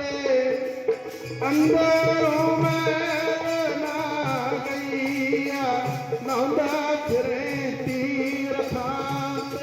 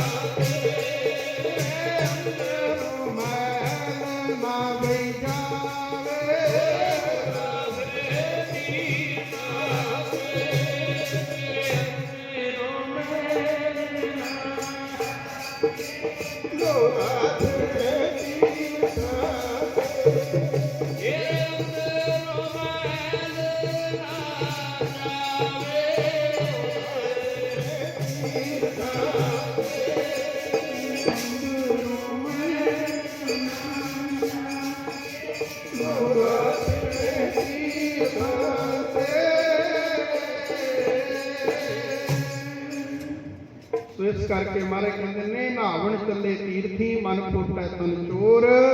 ਇੱਕ ਭੌ ਲੱਥੀ ਨਾਤਿਆਂ, ਦੋਏ ਪਾ ਚੜੀਏ ਸਹੋਰ। ਸੋ ਭਾਈ ਤੀਰਥਾਂ ਤੇ ਜਾਣਾ ਵੀ ਕੋਈ ਪਾਪ ਨਹੀਂ ਹੈ। ਮਹਾਰਾਜ ਕਹਿੰਦੇ ਕਈ ਵਾਰੀ ਹੁੰਦਾ ਨਾ ਵੀ ਪਤਾ ਨਹੀਂ ਤੀਰਥਾਂ ਤੇ ਜਾ ਕੇ ਸਾਡੇ ਪਾਪ ਲੈ ਜਾਣਗੇ। ਮਹਾਰਾਜ ਕਹਿੰਦੇ ਤੀਰਥ ਕਰੇ ਪੰਚਾਂ ਕੇ ਵਸਰੇ, ਵੀ ਪੰਜੇ ਵਿਕਾਰਾਂ ਨੂੰ ਕਰੀ ਜਾਏ। ਫਿਰ ਕਿਹਾ ਮੈਂ ਤੀਰਥਾਂ ਤੇ ਨਹਾਇਆ ਨਹੀਂ। ਤੀਰਥਾਂ ਤੇ ਜਾਣਾ ਵੀ ਚਾਹੀਦਾ। ਜੇ ਹੁਣ ਅਸੀਂ ਅੰਮ੍ਰਿਤਸਰ ਸਾਹਿਬ ਜਾਵਾਂਗੇ, ਬੱਚਿਆਂ ਨੂੰ ਲੈ ਕੇ ਜਾਵਾਂਗੇ, ਉੱਥੋਂ ਦਾ ਇਤਿਹਾਸ ਸਾਡੇ ਬੱਚਿਆਂ ਨੂੰ ਪਤਾ ਲੱਗੇਗਾ ਵੀ ਸਾਡੇ ਗੁਰੂ ਸਾਹਿਬ ਇੱਥੇ ਇਸ ਸਥਾਨ ਤੇ ਆਏ, ਉਹਨਾਂ ਨੇ ਕੀ ਕੀਤਾ। ਹਜ਼ੂਰ ਸਾਹਿਬ ਜਾਣਾ ਪਾਪ ਨਹੀਂ ਹੈ। ਪਟਨਾ ਸਾਹਿਬ ਜਾਣਾ ਚਾਹੀਦਾ ਵੀ ਸਾਡੇ 10ਵੇਂ ਪਾਤਸ਼ਾਹ ਮਹਾਰਾਜ ਦਾ ਉੱਤੇ ਅਵਤਾਰ ਹੋਇਆ। ਜੇ ਹਜ਼ੂਰ ਸਾਹਿਬ ਜਾਵਾਂਗੇ ਉੱਥੇ ਪਤਾ ਜਾ ਕੇ ਬੱਚਿਆਂ ਨੂੰ ਦੱਸਾਂਗੇ ਵੀ ਇੱਥੇ ਸਾਡੇ ਕਲਗੀਆਂ ਵਾਲੇ ਪਾਤਸ਼ਾਹ ਜੀ ਨੇ ਜੋਤੀ ਜੋਤ ਸਮਾਏ ਸਨ, ਵੀ ਇੱਥੇ ਗੁਰੂ ਗ੍ਰੰਥ ਸਾਹਿਬ ਜੀ ਨੂੰ ਗੁਰਤਾ ਗੱਦੀ ਦਿੱਤੀ ਗਈ ਸੀ। ਅਸੀਂ ਬੱਚਿਆਂ ਨੂੰ ਦੱਸਾਂਗੇ, ਸਾਡੇ ਆਉਣ ਵਾਲਿਆਂ ਨੂੰ। ਇਸ ਕਰਕੇ ਤੀਰਥਾਂ ਤੇ ਜਾਣਾ ਚਾਹੀਦਾ, ਪਰ ਗੁਰਮੁਖ ਪਿਆਰਿਓ ਤੀਰਥਾਂ ਤੇ ਜਾ ਕੇ ਜੇ ਅਸੀਂ ਕਹੀਏ ਵੀ ਮਾੜੇ ਕਰਮ ਕਰੀ ਚਲੀਏ ਜਾ ਕੇ ਤੀਰਥਾਂ ਤੇ ਨਹਾਏ ਸਾਡੇ ਪਾਪ ਉੱਤਰ ਜਾਣਗੇ, ਪਰ ਇਹ ਨਹੀਂ ਹੁੰਦਾ। ਪਰ ਅਸੀਂ ਕਰਮ ਬਦਲੀਏ, ਤੀਰਥਾਂ ਤੇ ਗਏ ਆ ਤੇ ਉੱਥੋਂ ਚੰਗੀ ਸਿੱਖਿਆ ਲੈ ਕੇ ਆਈਏ, ਉੱਥੋਂ ਗੁਰੂ ਦਾ ਗਿਆਨ ਲੈ ਕੇ ਆਈਏ, ਗੁਰੂ ਦਾ ਉਪਦੇਸ਼ ਲੈ ਕੇ ਆਈਏ ਤੀਰਥਾਂ ਤੇ ਜਾ ਕੇ। ਤੀਰਥ ਸਭ ਜਗ੍ਹਾ ਸਤਿਕਾਰਯੋਗ ਨੇ, ਜਿੱਥੇ ਜਾਏ ਵਹ ਮੇਰਾ ਸਤਿਗੁਰੂ, ਸੋ ਥਾਨ ਸੁਹਾਵਾ ਰਾਮ ਰਾਮ। ਜਿੱਥੇ ਗੁਰੂ ਬੈਠ ਜਾਣ ਉਹ ਤੀਰਥ ਬਣ ਜਾਂਦਾ ਹੈ। ਹੁਣ ਇੱਥੇ ਗੁਰੂ ਗ੍ਰੰਥ ਸਾਹਿਬ ਜੀ ਪ੍ਰਕਾਸ਼ ਨੇ ਵੀ ਇੱਕ ਤੀਰਥ ਬਣ ਗਿਆ। ਆ ਸਰੋਵਰ ਆ ਜਿੱਥੇ ਆਪਾਂ ਗੁਰੂ ਦੇ ਗਿਆਨ ਦੀ ਗੱਲ ਕਰਕੇ ਇਸ਼ਨਾਨ ਕਰ ਰਹੇ ਹਾਂ, ਮਨ ਦਾ ਇਸ਼ਨਾਨ ਹੁੰਦਾ। ਪਾਣੀ ਸਾਡੇ ਤਨ ਦਾ ਇਸ਼ਨਾਨ ਕਰਾਉਂਦਾ ਤੇ ਬਾਣੀ ਸਾਡੇ ਮਨ ਦਾ ਇਸ਼ਨਾਨ ਹੁੰਦਾ। ਇਸ ਕਰਕੇ ਬਾਣੀ ਰਾਹੀਂ ਅਸੀਂ ਮਨ ਦਾ ਇਸ਼ਨਾਨ ਕਰੀਏ। ਸਤਿਗੁਰੂ ਜੀ ਕਹਿ ਰਹੇ ਨੇ, ਸਾਨੂੰ ਸਮਝਾ ਰਹੇ ਨੇ, ਮਾਘ ਮੱਝਣ ਸੰਗ ਸਾਧੂਆਂ। ਭਾਈ ਮਾਘ ਦੇ ਮਹੀਨੇ ਦੁਆਰਾ ਰੱਬ ਦੇ ਪਿਆਰਿਆਂ ਦੇ ਨਾਲ ਮਿਲ ਕੇ ਸਤਸੰਗ ਕਰ। ਮਾਘ ਮੱਝਣ ਸੰਗ ਸਾਧੂਆਂ, ਧੂੜੀ ਕਰ ਇਸ਼ਨਾਨ, ਉਹਨਾਂ ਦੀ ਧੂੜੀ ਲੈ ਕੇ। ਇੱਥੇ ਧੂੜੀ ਦਾ ਅਰਥ ਇਹ ਨਹੀਂ ਹੈ ਕਿ ਮਿੱਟੀ ਚੱਕ ਕੇ ਸਿਰ 'ਚ ਪਾਉਣੀ ਆ, ਧੂੜੀ ਦੇ ਵਿੱਚ ਇਸ਼ਨਾਨ ਕਰਨਾ। ਧੂੜੀ ਕਰ ਇਸ਼ਨਾਨ ਦਾ ਮਤਲਬ ਇਹ ਆ ਵੀ ਨਿਮਰਤਾ। ਧੂੜੀ ਦਾ ਮਤਲਬ ਨਿਮਰਤਾ ਅਰਥ ਲੈਣਾ ਜਾਂ ਵੀ ਨਿਮਰਤਾ ਧਾਰ ਕੇ ਸਤਸੰਗ ਰੱਬ ਦੇ ਪਿਆਰਿਆਂ ਦੇ ਕੋਲ ਆ। ਮਾਘ ਮੱਝਣ ਸੰਗ ਸਾਧੂਆਂ, ਧੂੜੀ ਕਰ ਇਸ਼ਨਾਨ। ਨਿਮਰਤਾ ਦੇ ਨਾਲ ਸਤਸੰਗ ਦੇ ਵਿੱਚ ਬੈਠ ਕੇ ਗੁਰੂ ਦੀ ਬਾਣੀ ਦੁਆਰਾ ਮਨ ਦਾ ਇਸ਼ਨਾਨ ਕਰਵਾ। ਤੇ ਫਿਰ ਗੁਰਮੁਖ ਪਿਆਰਿਓ ਮਹਾਰਾਜ ਕਹਿੰਦੇ ਤੈਨੂੰ ਕਿਸੇ ਤੀਰਥਾਂ ਤੇ ਜਾਣ ਦੀ ਲੋੜ ਨਹੀਂ ਪੈਣੀ। ਸੁਣਿਆ 860 ਕਾ ਇਸ਼ਨਾਨ, ਜਪਜੀ ਸਾਹਿਬ ਚ ਰੋਜ਼ ਪੜ੍ਹਦੇ ਆ ਨਾ। ਸੁਣਿਆ 860 ਕਾ ਇਸ਼ਨਾਨ, 8 ਤੇ 60 68। ਕਹਿੰਦੇ ਜੇ ਤੂੰ ਗੁਰਬਾਣੀ ਨੂੰ ਧਿਆਨ ਲਾ ਕੇ ਸੁਣ ਲਵੇਂ ਤੇਰਾ 68 ਤੀਰਥਾਂ ਦਾ ਇਸ਼ਨਾਨ ਹੋ ਜਾਵੇਗਾ। 68 ਤੀਰਥਾਂ ਦੇ ਇਸ਼ਨਾਨ ਦਾ ਫਲ ਮਿਲ ਜਾਵੇਗਾ ਜੇ ਤੂੰ ਗੁਰਬਾਣੀ ਨੂੰ ਧਿਆਨ ਲਾ ਕੇ ਸੁਣੇਗਾ। ਇਹ ਸੁਣਨ ਦਾ ਫਲ ਦੱਸਿਆ ਇੱਥੇ ਮਹਾਰਾਜ ਨੇ ਬਾਣੀ ਵਿੱਚ। ਸੋ ਪਿਆਰਿਓ, ਅੱਗੇ ਸਤਿਗੁਰੂ ਸੱਚੇ ਪਾਤਸ਼ਾਹ ਮਹਾਰਾਜ ਸਾਨੂੰ ਸਿੱਖਿਆ ਦਿੰਦੇ ਨੇ। ਇਸ ਪੰਗਤੀ ਤੋਂ ਸਿੱਖਿਆ ਇਹ ਲੈਣੀ ਆ ਵੀ ਰੱਬ ਦੇ ਪਿਆਰਿਆਂ ਦੇ ਨਾਲ ਬੈਠ ਕੇ ਨਿਮਰਤਾ ਦੇ ਸਹਿਤ ਗੁਰੂ ਦੇ ਗਿਆਨ ਦਾ ਉਪਦੇਸ਼ ਲੈ ਕੇ ਅਸੀਂ ਆਪਣੇ ਮਨ ਦਾ ਇਸ਼ਨਾਨ ਕਰਵਾਉਣਾ ਹੈ। ਹਰ ਕਾ ਨਾਮ ਧਿਆਏ ਸੁਣ, ਸਭਨਾ ਨੂੰ ਕਰਦਾਨ। ਹਰੀ ਪ੍ਰਮਾਤਮਾ ਪਰਮੇਸ਼ਰ ਵਾਹਿਗੁਰੂ ਦੇ ਹਰ ਕਾ ਨਾਮ ਧਿਆਏ, ਉਹਨੂੰ ਧਿਆਉਣਾ ਕਰ। ਪ੍ਰਮਾਤਮਾ ਨੂੰ ਧਿਆਏ, ਧਿਆਨ ਦੇ ਵਿੱਚ ਰੱਖ ਉਸ ਪਰਮੇਸ਼ਰ ਨੂੰ। ਹਰ ਵੇਲੇ ਹਰ ਥਾਂ ਤੇ ਉਸ ਪ੍ਰਮਾਤਮਾ ਨੂੰ ਹਾਜ਼ਰ ਸਮਝ। ਇਹ ਮਨ ਮਤ ਜਾਣ ਹਰ ਦੂਰ ਹੈ, ਸਦਾ ਵੇਖ ਹਦੂਰ। ਸਦ ਸੁਣਦਾ ਸਦ ਵੇਖਦਾ, ਸ਼ਬਦ ਰਹੇ ਆਪਾਂ। ਉਸ ਵਾਹਿਗੁਰੂ ਪ੍ਰਮਾਤਮਾ ਨੂੰ ਹਰ ਵੇਲੇ ਹਰ ਥਾਂ ਤੇ ਹਾਜ਼ਰ ਸਮਝ। ਹਰ ਕਾ ਨਾਮ ਧਿਆਏ ਸੁਣ, ਉਹਨੂੰ ਧਿਆਉਣਾ ਕਰ, ਉਹਨੂੰ ਵਾਰ-ਵਾਰ ਰਿਪੀਟ ਕਰ। ਉਹਨੂੰ ਉਸ ਵਾਹਿਗੁਰੂ ਦੇ ਨਾਮ ਨੂੰ ਵਾਰ-ਵਾਰ ਦ੍ਰਿੜ ਕਰ। ਉਹਨੂੰ ਜਦੋਂ ਅਸੀਂ ਵਾਰ-ਵਾਰ ਦ੍ਰਿੜ ਕਰਾਂਗੇ ਉਹ ਇੱਕ ਵਾਰੀ ਸਾਡੇ ਮਨ ਦੇ ਵਿੱਚ ਵਸ ਜਾਵੇਗਾ। ਤੇ ਗੁਰਮੁਖ ਪਿਆਰਿਓ, ਫਿਰ ਜਦੋਂ ਸਾਡੇ ਮਨ ਦੇ ਵਿੱਚ ਵਸ ਗਿਆ ਫਿਰ ਉਹਨੂੰ ਅਸੀਂ ਹਰ ਵੇਲੇ ਹਰ ਥਾਂ ਤੇ ਹਾਜ਼ਰ ਸਮਝਾਂਗੇ। ਸਵਾਸ ਸਵਾਸ ਉਸ ਦਾ ਨਾਮ ਜਪਾਂਗੇ। ਹਰ ਕਾ ਨਾਮ ਧਿਆਏ ਸੁਣ, ਸਭਨਾ ਨੂੰ ਕਰਦਾਨ। ਉਸ ਵਾਹਿਗੁਰੂ ਦੇ ਨਾਮ ਨੂੰ ਧਿਆ, ਭਾਵ ਗੁਰਬਾਣੀ ਦੇ ਵਾਹਿਗੁਰੂ ਪ੍ਰਮਾਤਮਾ ਨੇ ਜੋ ਸਾਨੂੰ ਖਜ਼ਾਨਾ ਬਖਸ਼ਿਆ ਹੈ, ਗੁਰਬਾਣੀ ਦਾ ਖਜ਼ਾਨਾ ਬਖਸ਼ਿਆ ਹੈ, ਉਹਨੂੰ ਧਿਆਨ ਦੇ ਵਿੱਚ ਰੱਖ। ਪ੍ਰਮਾਤਮਾ ਦੇ ਨਾਮ ਨੂੰ ਧਿਆਨ ਦੇ ਵਿੱਚ ਰੱਖ ਕੇ ਫਿਰ ਇਹਦਾ ਤੂੰ ਅੱਗੇ ਦਾਨ ਕਰ। ਭਾਵ ਆਪ ਜਪੈ ਅਵਰਹ ਨਾਮ ਜਪਾਵੈ। ਆਪ ਵੀ ਜਪ ਤੇ ਹੋਰਾਂ ਨੂੰ ਵੀ ਜਪਾ। ਜਿੰਨੀ ਕੁ ਤੈਨੂੰ ਕਿ ਮਹਾਰਾਜ ਨੇ ਮੱਤ ਬਖਸ਼ੀ ਆ, ਅੱਗੇ ਤੂੰ ਵੰਡ। ਇਹੀ ਦਾਨ ਹੈ ਸਭ ਤੋਂ ਵੱਡਾ। ਜੈਸਾ ਬਿੱਤ ਤੈਸਾ ਹੋਏ ਵਰਤੈ। ਜਿਹੋ ਜਿਹਾ ਬਿੱਤ ਮਹਾਰਾਜ ਨੇ ਦਿੱਤਾ ਤੈਨੂੰ, ਉਹ ਤੂੰ ਦਾਨ ਕਰ ਅੱਗੇ। ਜਿਹੋ ਜੀ ਕੋਈ ਡਾਕਟਰ ਆ, ਕੋਈ ਗਰੀਬ ਆ ਗਿਆ, ਉਹਦੀ ਫੀਸ ਨਾ ਲਵੇ, ਤੇ ਗੁਰਮੁਖ ਪਿਆਰਿਓ ਉਹਦਾ ਭਲਾ ਹੋ ਜਾਵੇਗਾ।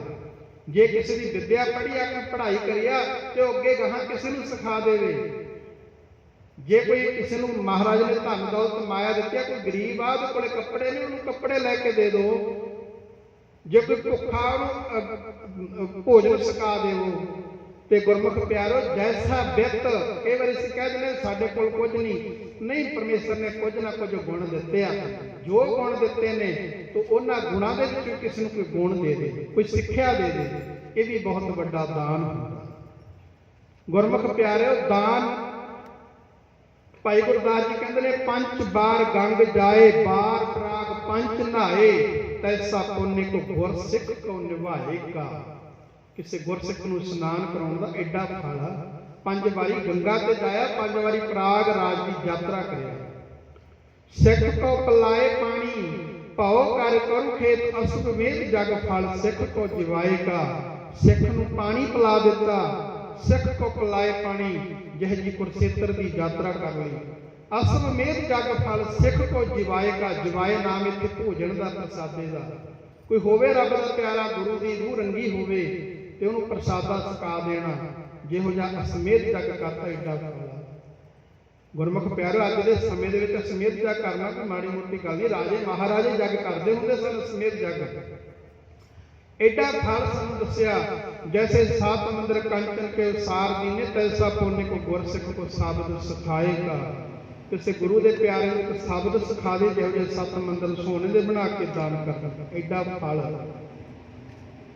ਤੇ 20 ਵਾਰ ਜੈਸੇ ਸਾਧੂ ਦਰਸ ਕੀਆ ਕਾਹੂ, ਤੈਸਾ ਪੁੰਨ ਇੱਕ ਗੁਰਸਿੱਖ ਕੋ ਚਾਪ ਪਗ ਸਵਾਏਗਾ।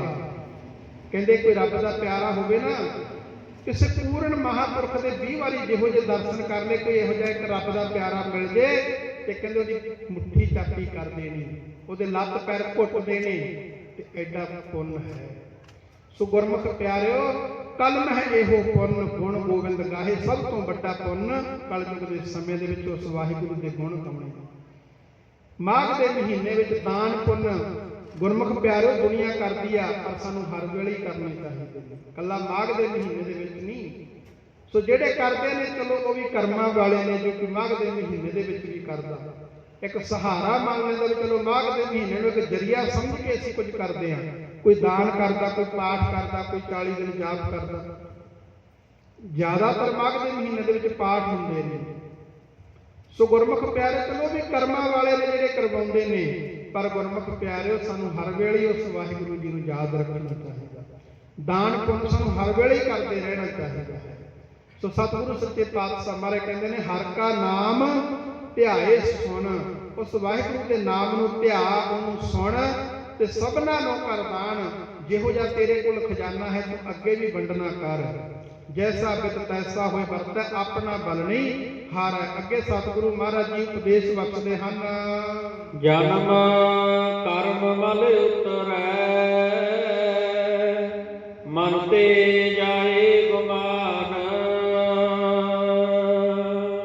ਫਿਰ ਸਤਿਗੁਰੂ ਜੀ ਕਹਿੰਦੇ ਮਾਘ ਦੇ ਮਹੀਨੇ ਦੁਆਰਾ ਕਹਿੰਦੇ ਭਾਈ ਸਤਸੰਗ ਕਰਕੇ, ਸਾਧੂਆਂ ਦਾ ਸੰਗ ਕਰਕੇ, ਰੱਬ ਦੇ ਪਿਆਰਿਆਂ ਦੀ ਸੰਗਤ ਕਰਕੇ, ਨਾਮ ਜਪ ਕੇ ਕੀ ਹੁੰਦਾ? ਕਹਿੰਦੇ ਜਨਮ ਕਰਮ ਮਲ ਉਤਰੈ। ਜਿਹੜਾ ਸਾਡਾ ਜਨਮ ਆ ਇਹਨੂੰ ਕਰਮਾਂ ਦੀ ਮੈਲ ਲੱਗ ਜਾਂਦੀ। ਕਰਮ ਕਈ ਵਾਰੀ ਅਸੀਂ ਇੱਕ ਤਾਂ ਮਾੜੇ ਕਰਮਾਂ ਦੀ ਮੈਲ ਲੱਗਦੀ ਹੈ, ਕਈ ਵਾਰੀ ਚੰਗੇ ਕਰਮ ਕਰਦੇ ਨਾ, ਚੰਗੇ ਕਰਮ ਕਰਦੇ ਕਰਦਿਆਂ ਤੋਂ ਕਈ ਵਾਰੀ ਮਾੜਾ ਕਰਮ ਵੀ ਹੋ ਜਾਂਦਾ। ਕਈ ਵਾਰੀ ਸੇਵਾ ਕਰਦਿਆਂ ਤੋਂ ਵੀ ਗਲਤ ਕੰਮ ਹੋ ਜਾਂਦਾ। ਕਈ ਵਾਰੀ ਸੋਚ ਵਿਚਾਰ ਦੇ ਵਿੱਚ ਵੀ ਕੁਝ ਨਾ ਕੁਝ ਗਲਤ ਹੋ ਜਾਂਦਾ। ਕਲਗੀਧਰ ਪਾਤਸ਼ਾਹ ਮਹਾਰਾਜ ਦੀ ਸੇਵਾ ਡੱਲੇ ਨੇ ਕਿੰਨੀ ਕੀਤੀ, ਡੱਲੇ ਚੌਧਰੀ ਨੇ। ਉਸ ਸਮੇਂ ਦੇ ਵਿੱਚ ਆਪਣੇ ਘਰ ਦੇ ਵਿੱਚ ਰੱਖਣਾ ਕੋਈ ਮਾੜੀ ਮੋਟੀ ਗੱਲ ਥੋੜੀ ਸੀ। ਪਤਾ ਸੀ ਵੀ ਪਿੱਛੇ ਫੌਜਾਂ ਲੱਗੀਆਂ ਨੇ, ਆਨੰਦਪੁਰ ਉਜਾੜਤਾ ਸੀ, ਤੇ ਜਿੱਥੇ ਚਮਕੌਰ ਸਾਹਿਬ ਕਿੱਡਾ ਭਿਆਨਕ ਜੰਗ ਹੋਇਆ, ਪਤਾ ਸੀ ਸਭ ਕੁਝ। ਡੱਲੇ ਚੌਧਰੀ ਨੂੰ ਇਹ ਪਤਾ ਹੀ ਫੌਜਾਂ ਲੱਗੀਆਂ ਨੇ। ਫਿਰ ਮੁਕਤਸਰ ਸਾਹਿਬ ਦੀ ਜੰਗ ਹੋ ਕੇ ਹਟੀ ਸੀ। ਇਸੇ ਮਹੀਨੇ ਦੇ ਵਿੱਚ ਮੁਕਤਸਰ ਸਾਹਿਬ ਦੀ ਜੰਗ ਨੂੰ ਉਹ ਦਿਨ ਮਨਾਇਆ ਜਾਂਦਾ। ਉਹ ਦਿਨ ਭਾਵੇਂ ਗਰਮੀਆਂ ਦੇ ਸਨ ਜਦੋਂ ਮੁਕਤਸਰ ਸਾਹਿਬ ਦੀ ਜੰਗ ਹੋਈ ਸੀ। ਪਾਣੀ ਦੀ ਘਾਟ ਹੋਣ ਕਰਕੇ ਉਸ ਸਮੇਂ ਦੇ ਵਿੱਚ ਪਾਣੀ ਦੇ ਪ੍ਰਬੰਧ ਨਹੀਂ ਹੁੰਦੇ ਸਨ। ਵੀ ਸੰਗਤ ਨੂੰ ਪਾਣੀ ਦੀ ਜ਼ਿਆਦਾ ਲੋੜ ਹੁੰਦੀ ਸੀ, ਇਕੱਠ ਬਹੁਤ ਜ਼ਿਆਦਾ ਹੁੰਦਾ ਸੀ ਮੁਕਤਸਰ ਸਾਹਿਬ। ਇਸ ਕਰਕੇ ਉਹ ਮੁਕਤਸਰ ਸਾਹਿਬ ਦਾ ਜਿਹੜਾ ਮਾਘੀ ਦਾ ਮੇਲਾ ਉਹ ਮਨਾਉਂਦੇ ਆਪਾਂ, ਉਹ ਮਾਘ ਦੇ ਮਹੀਨੇ ਮਨਾਉਣ ਲੱਗ ਗਏ ਸਨ ਗੁਰਮੁਖ ਪਿਆਰੇ। ਇਹ ਜੰਗ ਮੁਕਤਸਰ ਸਾਹਿਬ ਦਾ ਗਰਮੀਆਂ ਦੇ ਮਈ ਜੂਨ ਮਹੀਨੇ ਦੇ ਵਿੱਚ ਹੋਏ ਸਨ, ਪਰ ਮਨਾਉਂਦੇ ਉਹ ਮਾਘੀ ਦੇ ਦਿਨ ਤੇ ਆ।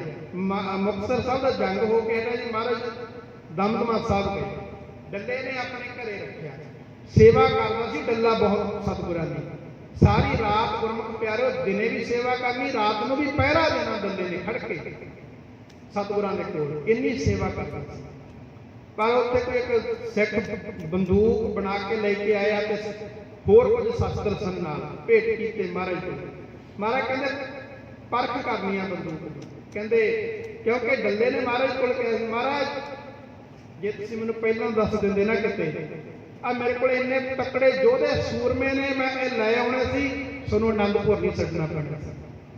ਮਹਾਰਾਜ ਬੜੇ ਤਕੜੇ ਸੀ, ਐਡੇ ਬਲਵਾਨ ਨੇ, ਕਹਿੰਦਾ ਇਕੱਲੇ ਕੱਲੇ ਨੂੰ ਇੱਕ ਇੱਕ ਬੱਕਰਾ ਰੋਜ਼ ਦਿੰਦਾ, ਕਹਿੰਦਾ ਇਹਨਾਂ ਨੂੰ ਇੰਨੇ ਤਕੜੇ ਨੇ।